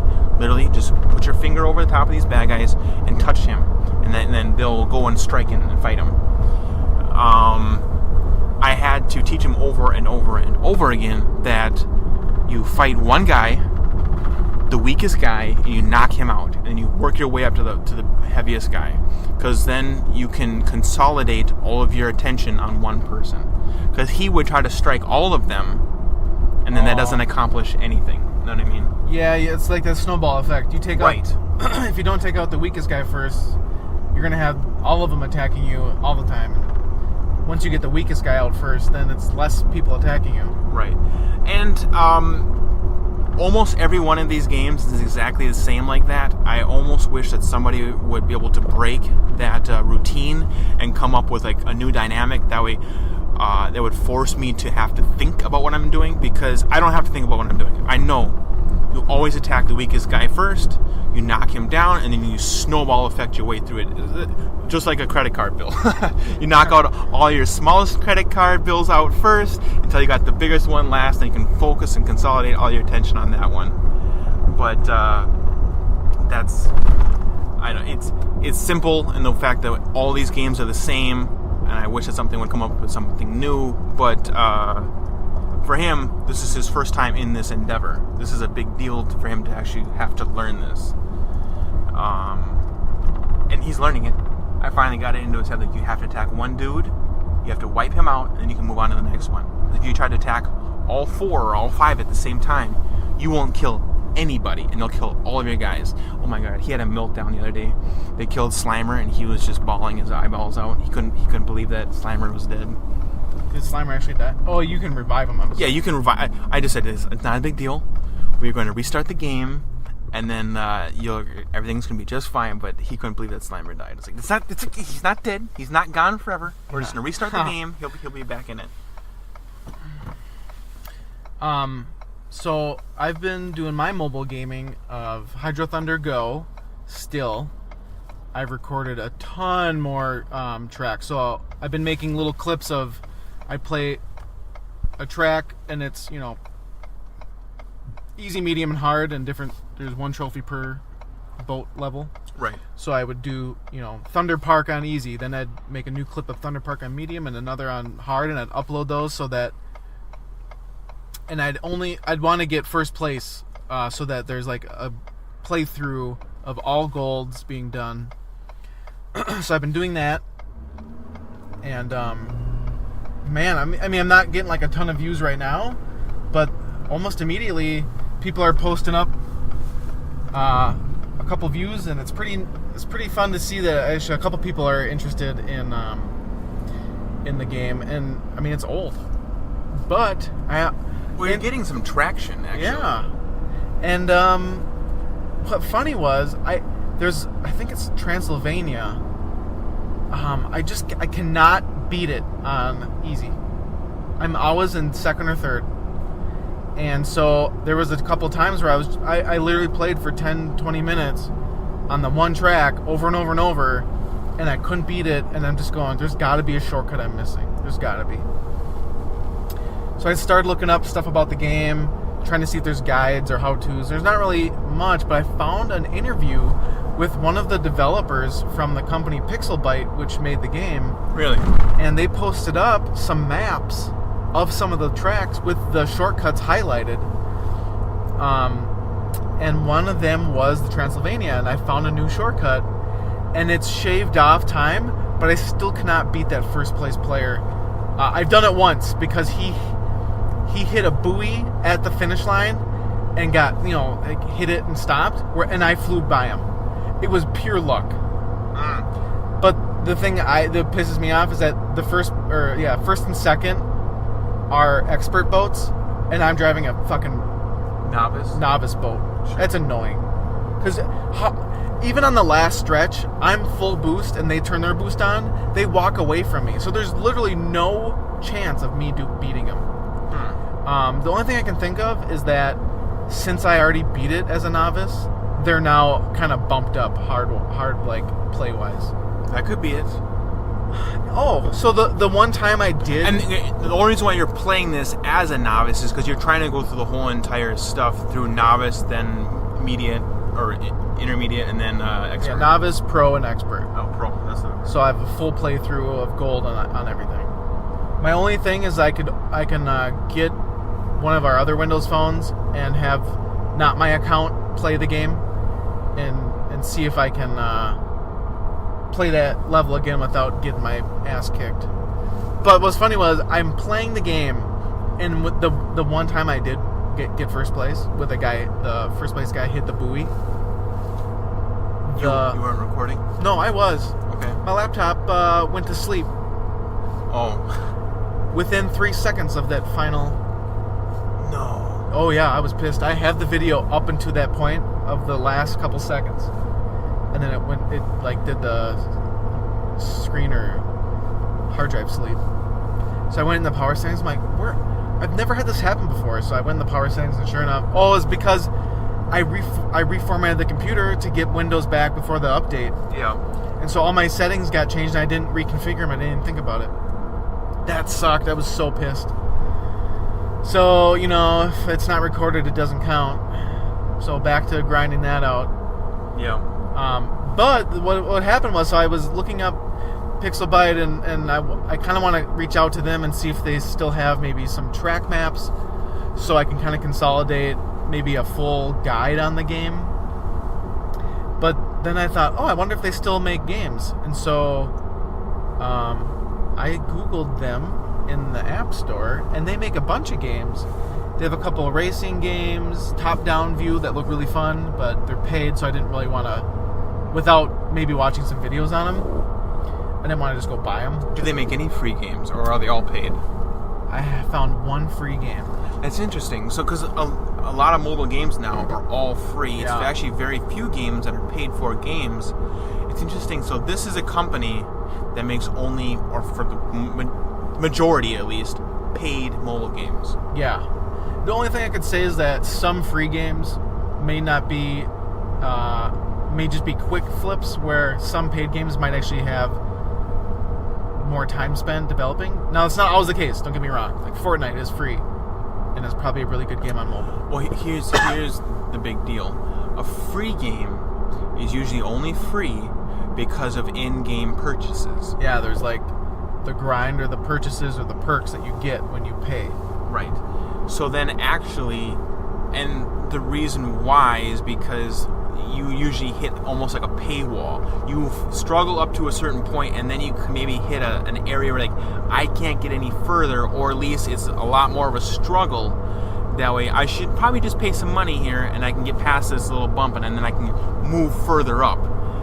And, like, you know, maybe it's like $3 or $5, and you've already put so much time into it that, oh, you know, $5 is nothing. I'll be able to keep playing this game. Whereas the other games, which are maybe $5 off the bat, you're like, I would never pay $5 for this because all these other games are free over here.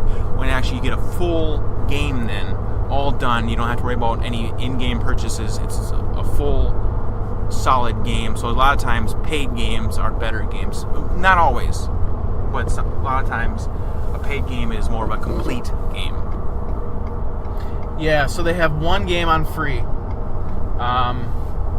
And now they do have in-app purchases, and they do have ads in the game, but it's called Getaway 2. Now, I want to try the top-down racing game, but I want to probably try to see some reviews and some videos first. But then I saw this Getaway game, and the premise is, like Grand Theft Auto 1 or 2, you literally are in a car, and you just have to stay away from the police. Okay. That's the whole concept of the game. I was like, oh, I'll fucking play that. So the only one that was free was Getaway 2. So I downloaded Getaway 2, and it's fun. I didn't really feel good Sundays, so that's literally all I played.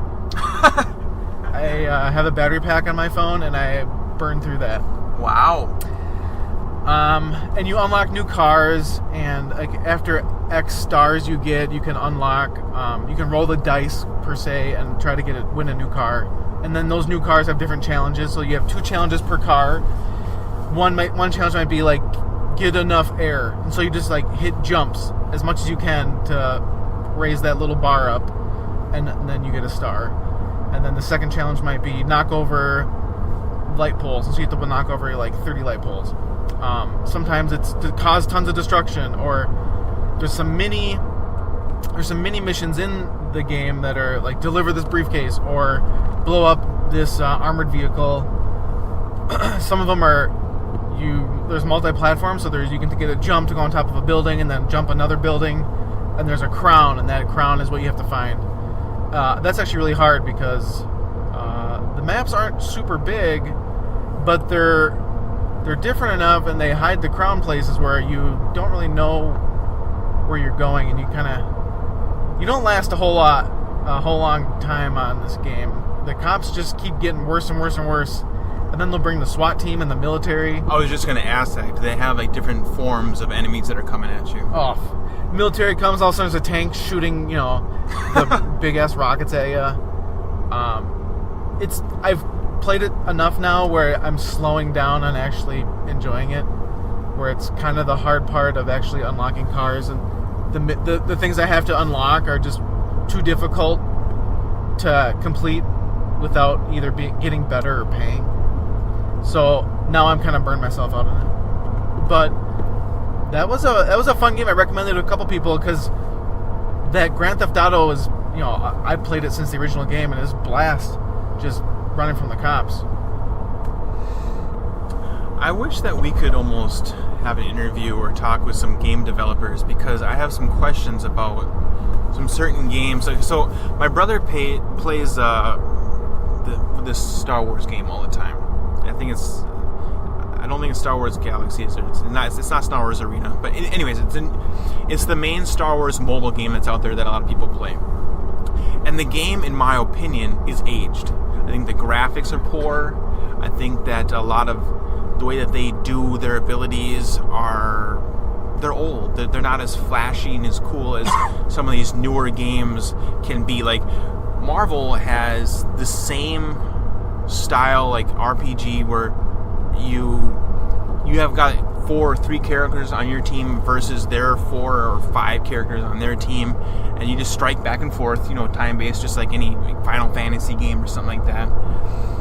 But in the Marvel version, if you attack with like Venom, or if you have certain people on your team, they like teamwork together, or they do some kind of like big fancy attack that is like cinematic.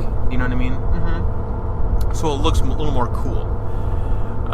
Well, this Star Wars game has made a lot of money, and this Star Wars game has a lot of people that play it, and they continue to pump out new content for it.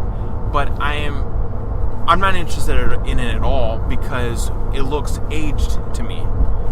So I was having this discussion with him, I think yesterday, and I was saying I would play it if they would upgrade the graphics and make it more cinematic and cool. Like, give me something to bring me in, because if I look at it right now, it looks like it's a 3-year-old or 2-year-old mobile game, because it is. Now, the fact that they keep producing content for it is because people are still playing it and they're still enjoying it a lot. What I was wondering is, do you think that they can upgrade content to this game, or do they just have to flat out make a Star Wars, whatever this game is called, number 2? What do you mean? Like, okay, like content they can keep pushing. Right. New characters, yes, for sure they can keep producing.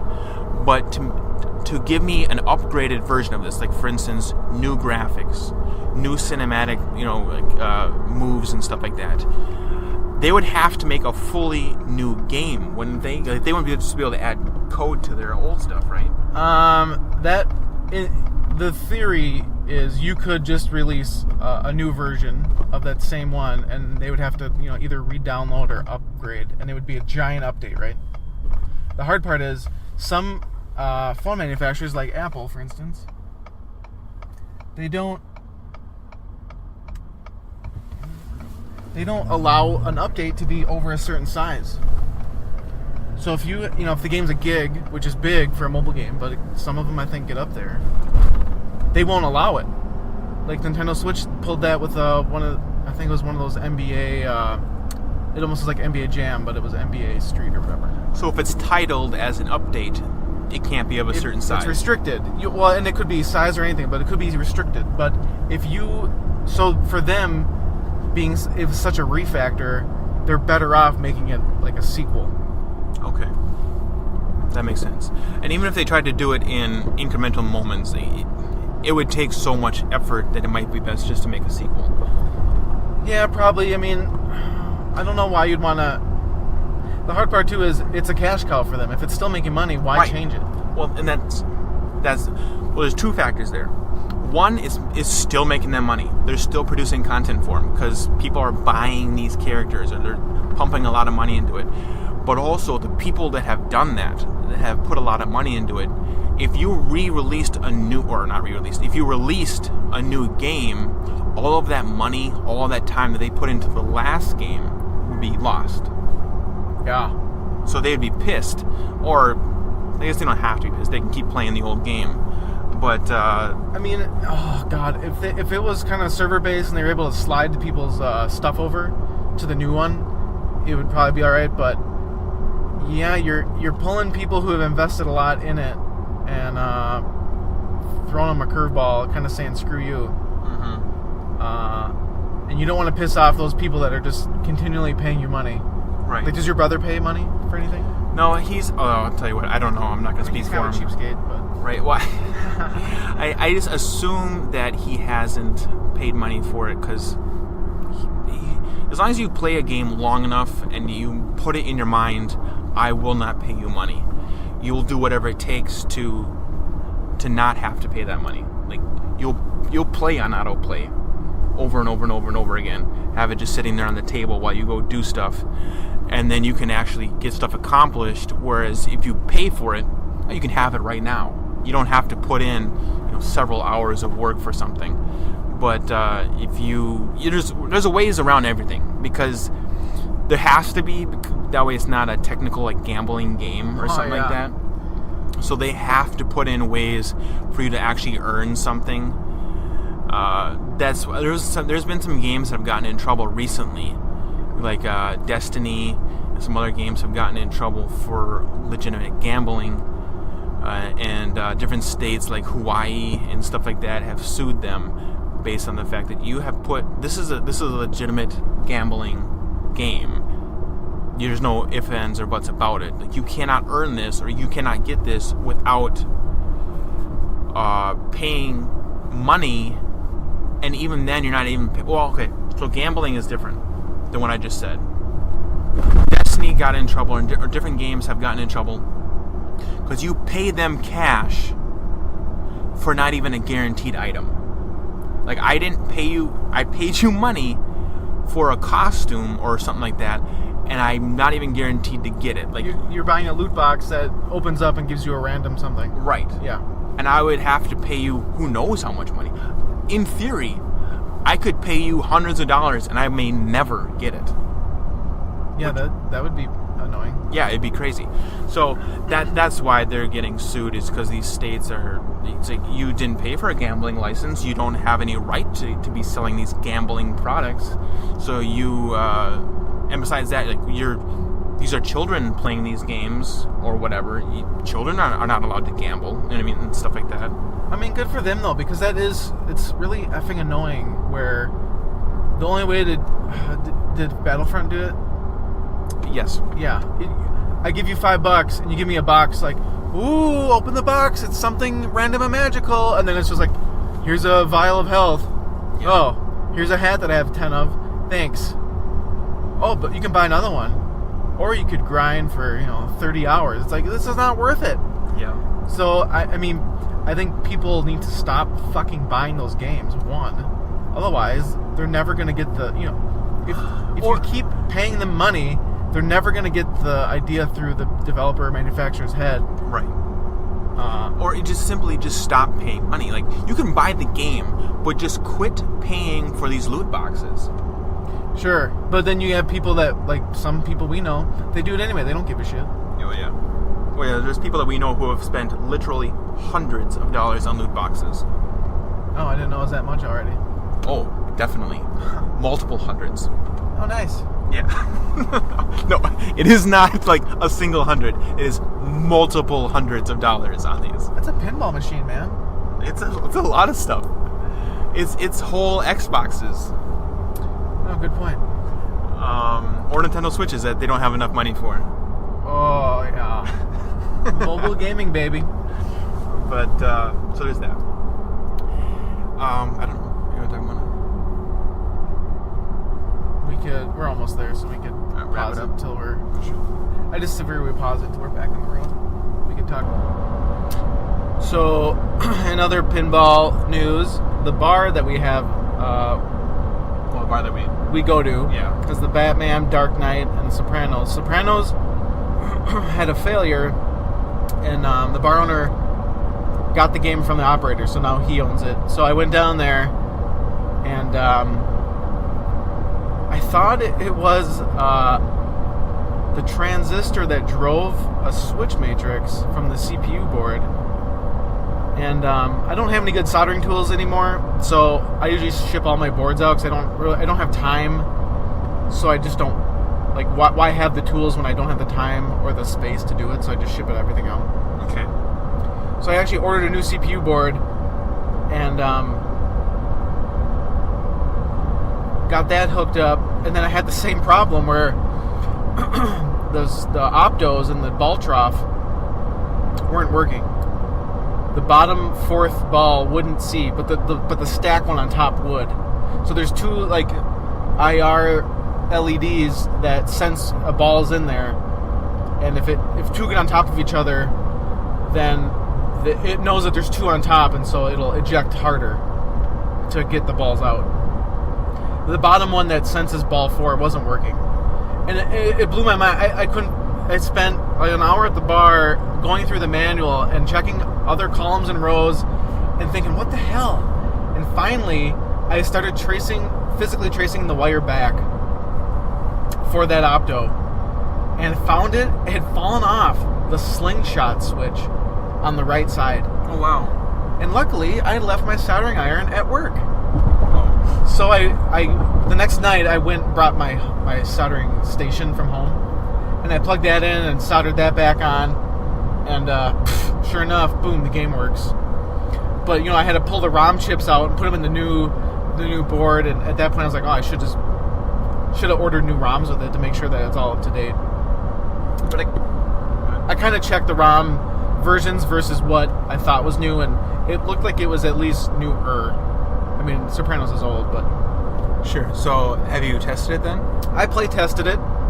The rubbers are garbage, right? The flipper bands are literally about to snap off, but I don't have any extra. I have a few at work, so I need to find time to get back to the bar, and I had those at work we ordered the big bulk kit for Black Knight. Just got to get down there. But then the next night, the bar owner texts me. He's like, "Oh, where'd you put the keys?" And I was like, "Oh, I gave them to the bartender." And he just said, he called me. He's like, "The game broke. Where's the keys?" I was like, "Oh, crap." So I hope he found the keys. Otherwise, I'm going to have to drill the lock and put a new lock on it. But then I can at least switch it to a key set that he has that the old operator doesn't. Sure. But there was a guy there. I guess there's a couple players that like playing that game. It's kind of set easy. And it's a fun game, but there's a couple players that love Sopranos. So they were bugging the bartender, or the owner of the bar, about getting it up and working, because it was down for a couple weeks, because the day I went, they couldn't find the keys, and then I was gone in Orlando, and then I got back, and then I needed time to get down there. But I don't know if it's working again. And what day is it today? Wednesday? So maybe Thursday night I'll be able to run down, and we'll put some flipper rubber, just a couple rubbers to make sure that it's going to stay up. And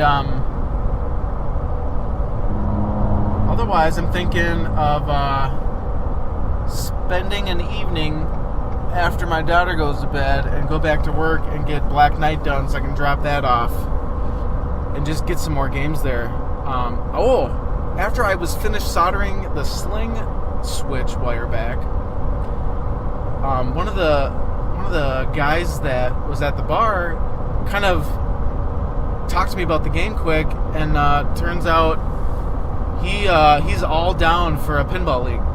Right, and he's got a bunch of other friends that are maybe interested as well. Yeah. So I gave him my contact info, and we haven't had a pinball night recently, so we're gonna have to spark that up.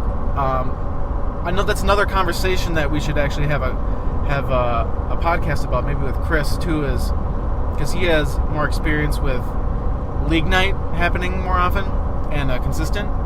But the few conversations I had, I was doing it once a week just because that's fun. But people kind of not get burned out, but since it's so often, people don't give it priority. So you either forget about it, or you're like, oh, well, I'll just go next week, no big deal. Because we also didn't pay in, we didn't have prizes, we didn't have a real set kind of tournament style. But if we do a once a month, and it's $20 buy-in, and we have a prize at the end, or a cash payout, and we make it a freaking, 3 strikes you're out, kind of a big ladder tournament, given we also need people. We've only had like 4 people or 6. Right. So there's also that. But maybe a one a month big tournament, and then a couple little ones throughout the month would work better for people.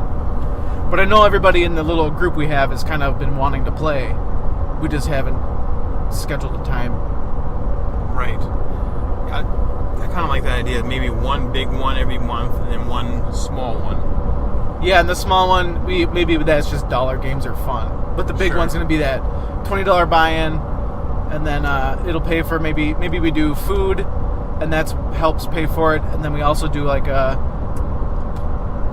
$40 payout for first, $20 payout for second, something like that. So you get some money back if you win or come in second. Because then I think people like that if you can get some of your money back or you win money. I mean, everybody loves this whole Russian roulette thing with tournament. What do you mean? I don't know. People get competitive when money's on the line. Yeah. Well, it's a lot more interesting when there's money on the line, no matter what. But what if I keep losing? Well, then that keeps making me money, so that's fine. Don't suck.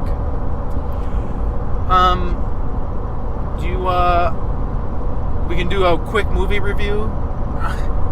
Sure, I tell you what. I haven't talked about this on the podcast, and I thought I did, but apparently not. Apparently you're the only one on the planet. Right. So I finally saw Solo. And didn't you talk mad shit about it? I did. I talked mad shit about it. I talked mad about it too, but I kept my word and haven't seen it. Right. So I rented it either the first day it came out or like the second day it came out on DVD. Went down to Redbox, rented it, and watched it. And I really, really, really like it. Why? It's what? You talked so much crap about it. Well, the internet talked so much crap. It failed in the box office. How could you go from hating it to then kind of really liking it? Well, it didn't have anything to do with whether or not it was going to be a good movie or a bad movie. It had to do with we were trying to, and when I say we, I mean a lot of fans were trying to prove a point to Lucasfilm that they needed to change the way that they treated their fans and the way that they marketed stuff and how they wanted to go forward with different attitudes. Like, I can't think of anything off the top of my head right now. But the way that they're trying to prove to Disney and Kathleen Kennedy that you can't pull crap like this and make it suck without, we're not just going to give you our money every single time. Right. It had a lot to do with them trying to shove SJW thoughts down our throats and just having us have to eat them. And they believe that they thought that, well, we can do whatever we want, and just because it says Star Wars on it, it's still going to sell. So a lot of people, and when I say a lot of people, I mean like the vast majority of their base did not go out to see this Star Wars movie, so it failed and they lost. They lost. Not just they didn't make a lot of money, they lost a lot of money off of this movie. One, because they had to do a complete reshoot. So they shot this movie twice. So it cost twice as much as a normal movie should cost. And then second, nobody went to go see it.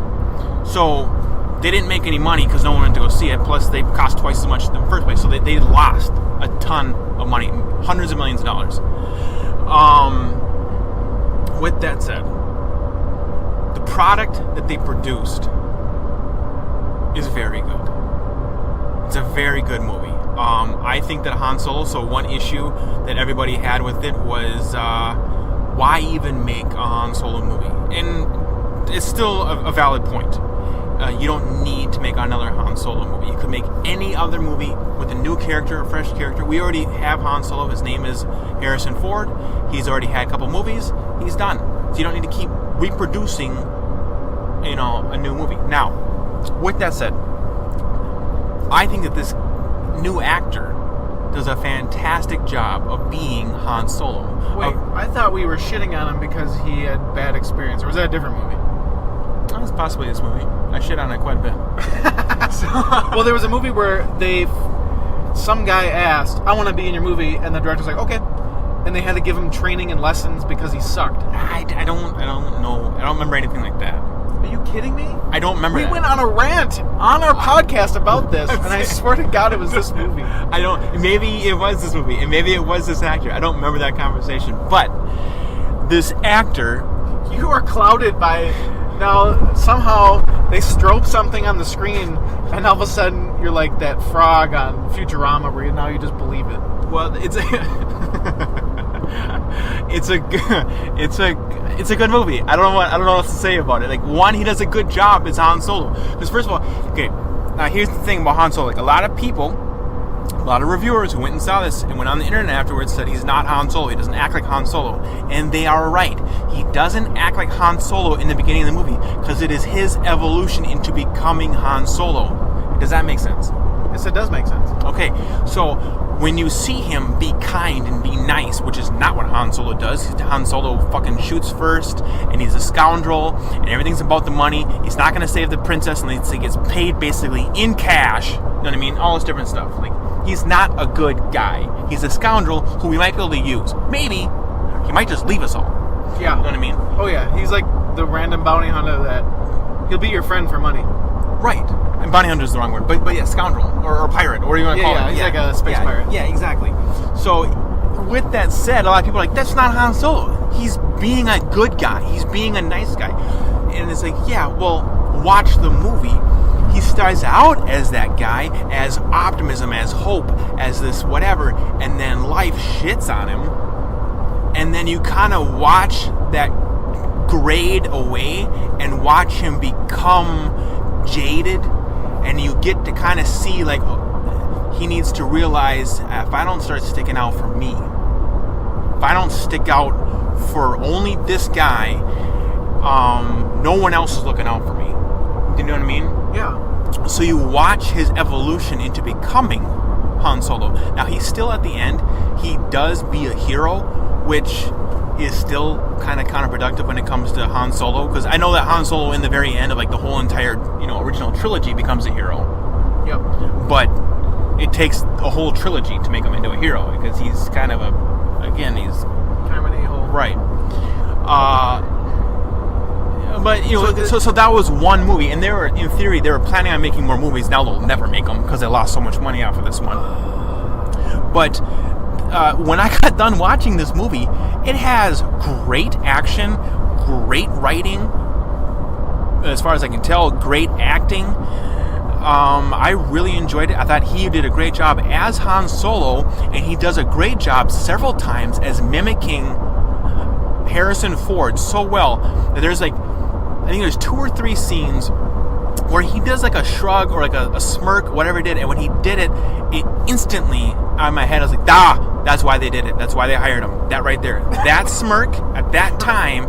If he did that in like his what is it called when you stand up the casting? Yeah, the casting. Yeah, if he did that exact move in casting, that's why he got this job. You know what I mean? Sure. So he looks enough like Han Solo that you just accept it. Now here's the thing: Han Solo was literally, I think, this age when those other movies came out. So we know what a young Han Solo looks like, and so he looks similar to him, but I mean we literally have one at this age, so he doesn't look exactly like him. But there are times, because he's trying to mimic him, where he pulls some moves that it looks like, wow, that really is. I see now why they thought you could be a Harrison Ford. So, does this movie fit into the feel of what you want in a Star Wars movie? I think this is, and I know you're not even going to want to hear this. This is one of my favorite Star Wars movies I've ever seen. You saying crap like this makes me want to go home and rent it so I can prove you right or wrong. You should. I don't want to give them my money. You talk so much crap about it. You're not giving them your money. Yeah, you are. No, Redbox already paid for this movie. Go rent it for like $1.29 or whatever it costs. Gets brought back somehow. I don't think so. Redbox bought those movies in cash or whatever, and then they but somehow they then rent them out so they make money. That's what I know. But then they know what movies are getting rented, and they'll go back to Disney. It's $1. It's $1.29. You didn't pay for a movie ticket, which was the whole entire point, which is why they lost their money.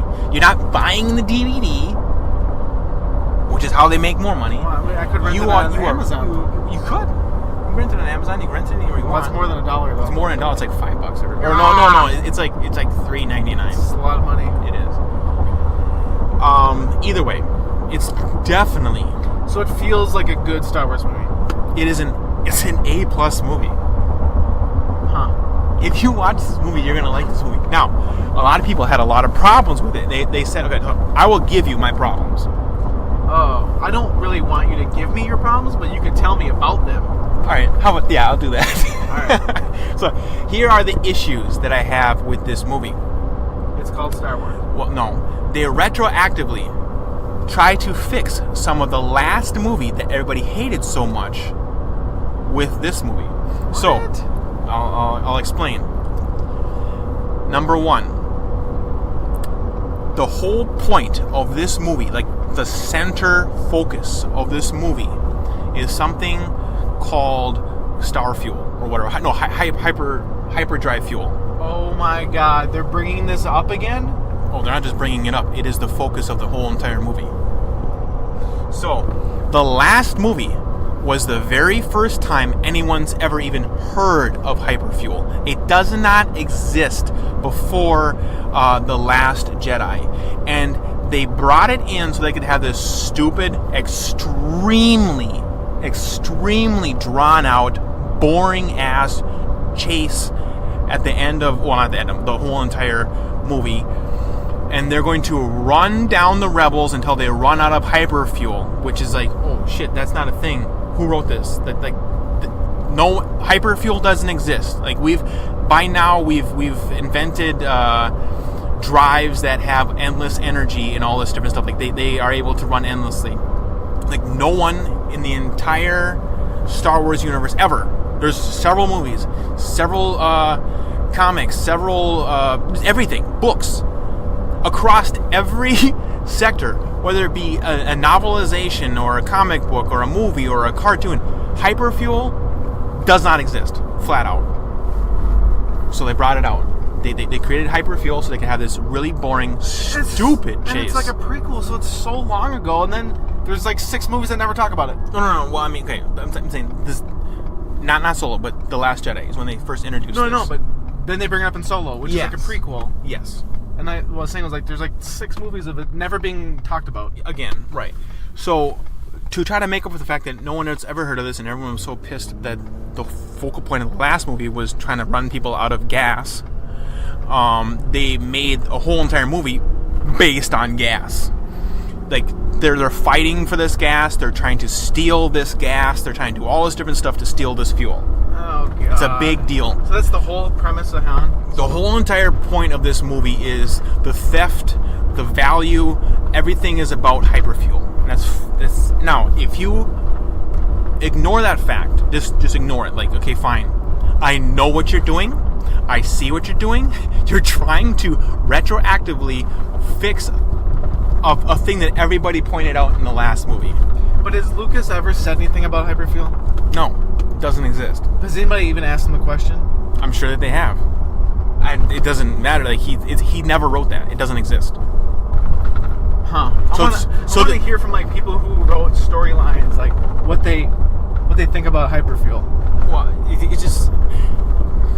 it's not an established thing, and then so there's no reason for anyone to believe that these starships that have been in all of these movies and in all of these cartoons run on hyperfuel, because they don't. Well, it's because only the rebels run on hyperfuel. The dark side or whatever just uses power, just star power, just dark side power. Well, see, you're just making. look how you believe me. That look in your eye was like, no, I didn't even. And you're like, you're making that's a good point. You're making stuff up for our listeners. Rebels have bad tech. They need to get their rebel power going. All right, so that is one issue, and it's an issue, but I didn't let it stop me from enjoying the movie. I wrote it off. I was like, fuck it. I see what you're doing, but fuck it. Okay, we're gonna steal the fuel. Let's keep moving on. The second issue that was brought up over and over and over and over again, probably 3 or 5 times in the movie, was the dice. Han Solo's dice that he hangs from his, a mirror or whatever. At the very end of The Last Jedi, Luke Skywalker puts Han Solo's lucky dice, which no one ever has heard about. No one. The biggest fan of fans or whatever has never heard of Han Solo's lucky dice. Well, apparently, according to Rian Johnson, the writer of The Last Jedi, not only is there hyperfuel now, but there's also Han Solo's lucky dice. So he puts those in Leia's hands and is like, I don't remember what he said to her, but it was supposed to be a big moment. Come back to life. Well, it was supposed to be a big moment, and I know everyone in the theater was looking at each other like, what the fuck? What do these dice have to do with anything? Well, so again, retroactively, in Han Solo's movie, they make these dice a big deal. From the very beginning of the movie to the very end of the movie, he uses those dice multiple times. Whenever he gets in a new vehicle, he slaps those dice around the rearview mirror or whatever. Okay, wait. So who wrote Solo? Well, 2 different sets of writers. Because it was reshot twice. Is it the same one from the other movie? No. Oh, so But it was produced by Kathleen Kennedy. Same producer. But I'm just trying to get to the point of like, so you think they're just trying to fix the crap that happened? 100%. Everyone who complained and had a problem before, they're retroactively going in there and fixing it. Because you can't take any of that back. You couldn't say, oh, sorry, it was a bad movie. They're trying to do things to be like, okay, well, here's those things you didn't like. Well, here's reasons behind them. Correct. That's exactly what they did. They gave explanations for everything that everyone pointed out. Like they said, that's not a thing. That's never been a thing. Why are you pretending like it is? And then like, well, if I make a new movie that says it is, yeah, and it's a prequel, then now it is. And it's like, you piece of shit. You can't do that. So anyways, okay, now. So they retroactively added hyperfuel. They retroactively added the lucky dice. What's one more thing? I had one more issue. I had 3 issues with it. I can't remember the last one off the top of my head. But, I know what it was. A lot of people online, and this was, in my opinion, a wrong rumor that was spread. It was that the black guy, Lando Calrissian has this sexual relationship with his droid companion, and that his droid companion is this heavy SJW droid that, is all about droid rights, and it's just extremely grating and irritating. Now, one element of that is true. The droid is an intensely irritating creature. Now, they tried, I think, to make her funny, kind of like a C-3PO. Yeah, well, wasn't there the droid like that from the last movie, too? Yes. Like 2 movies ago, actually, I think. I don't think I've seen that one yet. The Rogue One, have you seen that? Yeah. Rogue One is I'm going to say it's my second favorite Star Wars movie. My first favorite is still Episode 3. Then Rogue One, and that has a newer droid in it, and that droid is A+. That droid is an amazing character. So it must have been this Han movie that they complained about that I just haven't seen yet. Because I've seen The Last Jedi and Rogue One. Yeah. So I'm caught up. Yeah. Quote unquote. Yeah, you're only missing. Not with Han. Yeah, you're only missing the Solo movie. So this droid, they tried, I think, to make people laugh at her because she was this extremist droid rights personality, and it literally is a caricature of like a feminist who's out there with signs blaring in your face the entire time, and you just want to just punch him because you can't handle it. Well, that's what she was. She was this extremist, droid who's out there just blaring the entire time. Nails on a chalkboard. Right. And it was nails on a chalkboard, and it was grating, because every single time she was on screen, she was just shoving this, agenda down your throat, and you're like, I get it. You need droid rights. Shut the fuck up. Well, go do something about it instead of complaining. Right. So either way, yes, a character like that did exist, but no, for one, she did not have a sexual relationship with Han Solo. I mean, not with Han Solo, with Lando Calrissian. That part was made up, and they made it up based off of a reference that she says, like, she believes that Lando Calrissian loves her, which is just funny, like, to everyone. Like, she's saying it to one of the main characters, and the main character looks at her like, you're crazy, but she tries to, like, play it off like, oh, yeah, I'm sure. So it's not real. So they made it a joke, and then reviewer or somebody took it as right, fact. Exactly. Someone on Twitter took it as fact, and then like the internet ran with it. and it's a joke. It's a passed away joke that is supposed to be taken as funny to the audience. And if you would have just realized that, you'd have been fine. You didn't need to run with it as a reality. Like, he's not actually trying to bang a droid.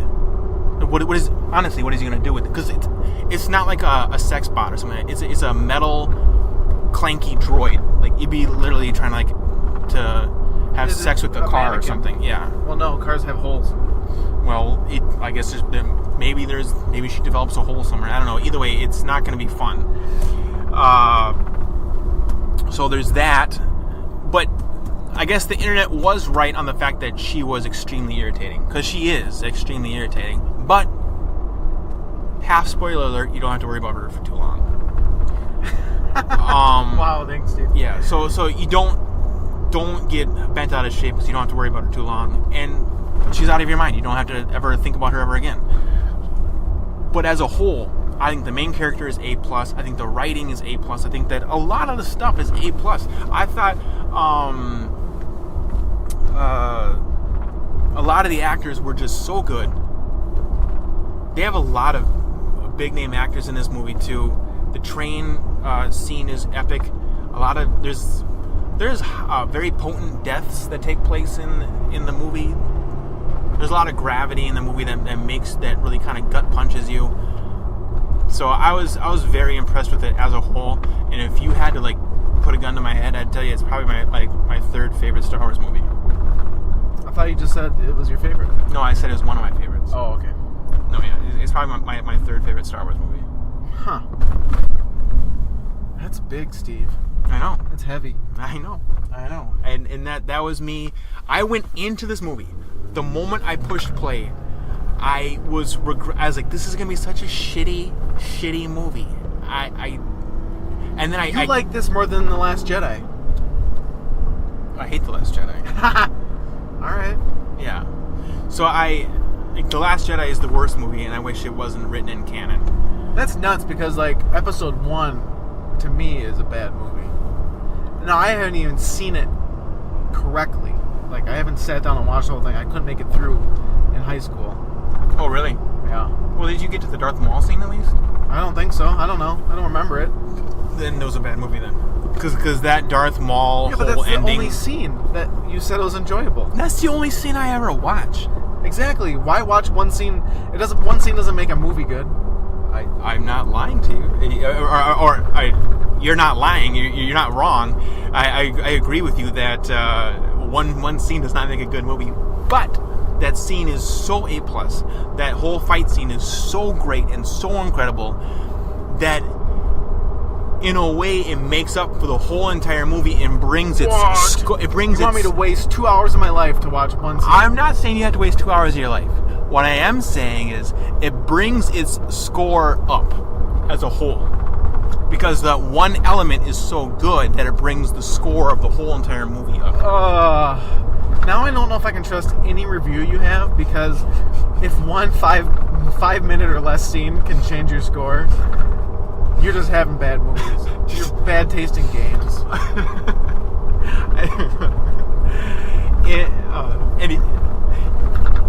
You have to at least, I don't know if you've seen that. If you haven't seen the Darth Maul fight scene, you have to at least just go directly to that scene, watch it. It's wonderful to witness.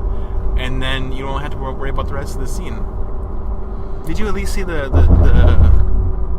space race stuff that they got going on, the pod racing? Yeah. That's entertaining. I also played the arcade game. Oh, that's really entertaining. It's a really good game on 64, and then they have an arcade version of it where you sit in a pod and you can link them together. Yeah, I never played that. I played the 64 game a lot as a kid. The 64 game I enjoyed.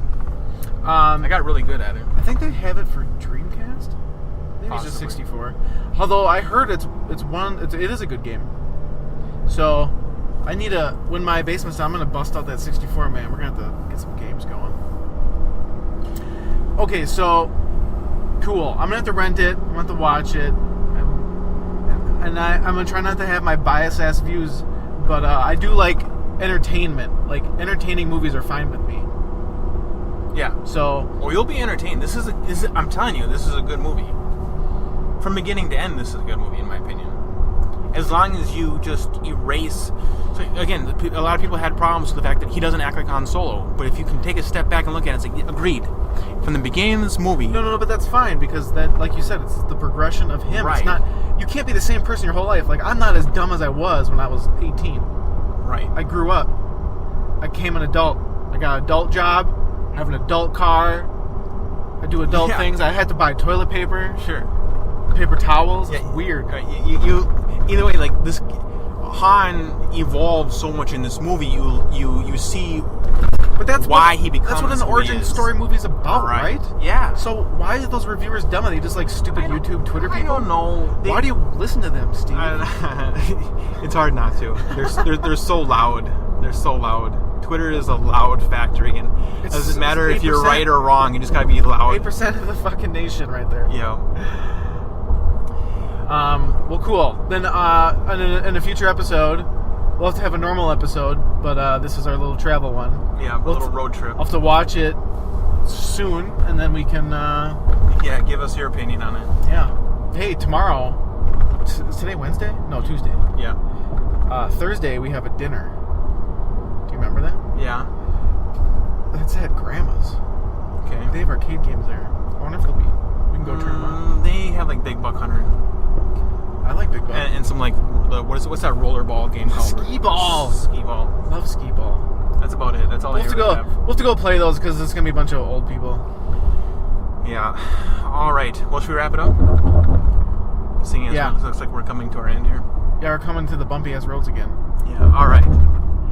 Hey, everybody, that is it for Flippin' and Mashing. You can follow us on Facebook. Just search for Flippin' and Mashing. Same with Spotify. Also... Again, I don't know where else to say. PodBean. Your podcast catchers.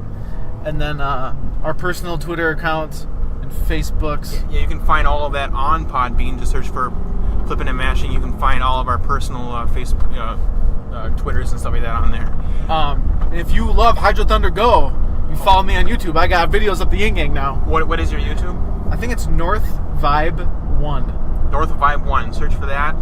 And you can watch some mobile Hydro Thunder. Hydro Thunder Go. I actually installed the PC version of Hydro Thunder on that laptop that I stream from. So I can use the Xbox capture on that game now. Oh, really? So I'm going to be able to capture, I'll beat Hydro Thunder Go and do some more live streams for some people that want it. And then I'll start on the Hydro Thunder. And then, because it's on PC as well, Hydro Thunder Hurricane. Nice. I can do a full playthrough. I think I'll have to talk about it at a later date, but I think I'm going to have to get my Hydro Thunder addiction in full swing. Sounds good. All right. We'll wrap it up right there. See you later, guys. Adios.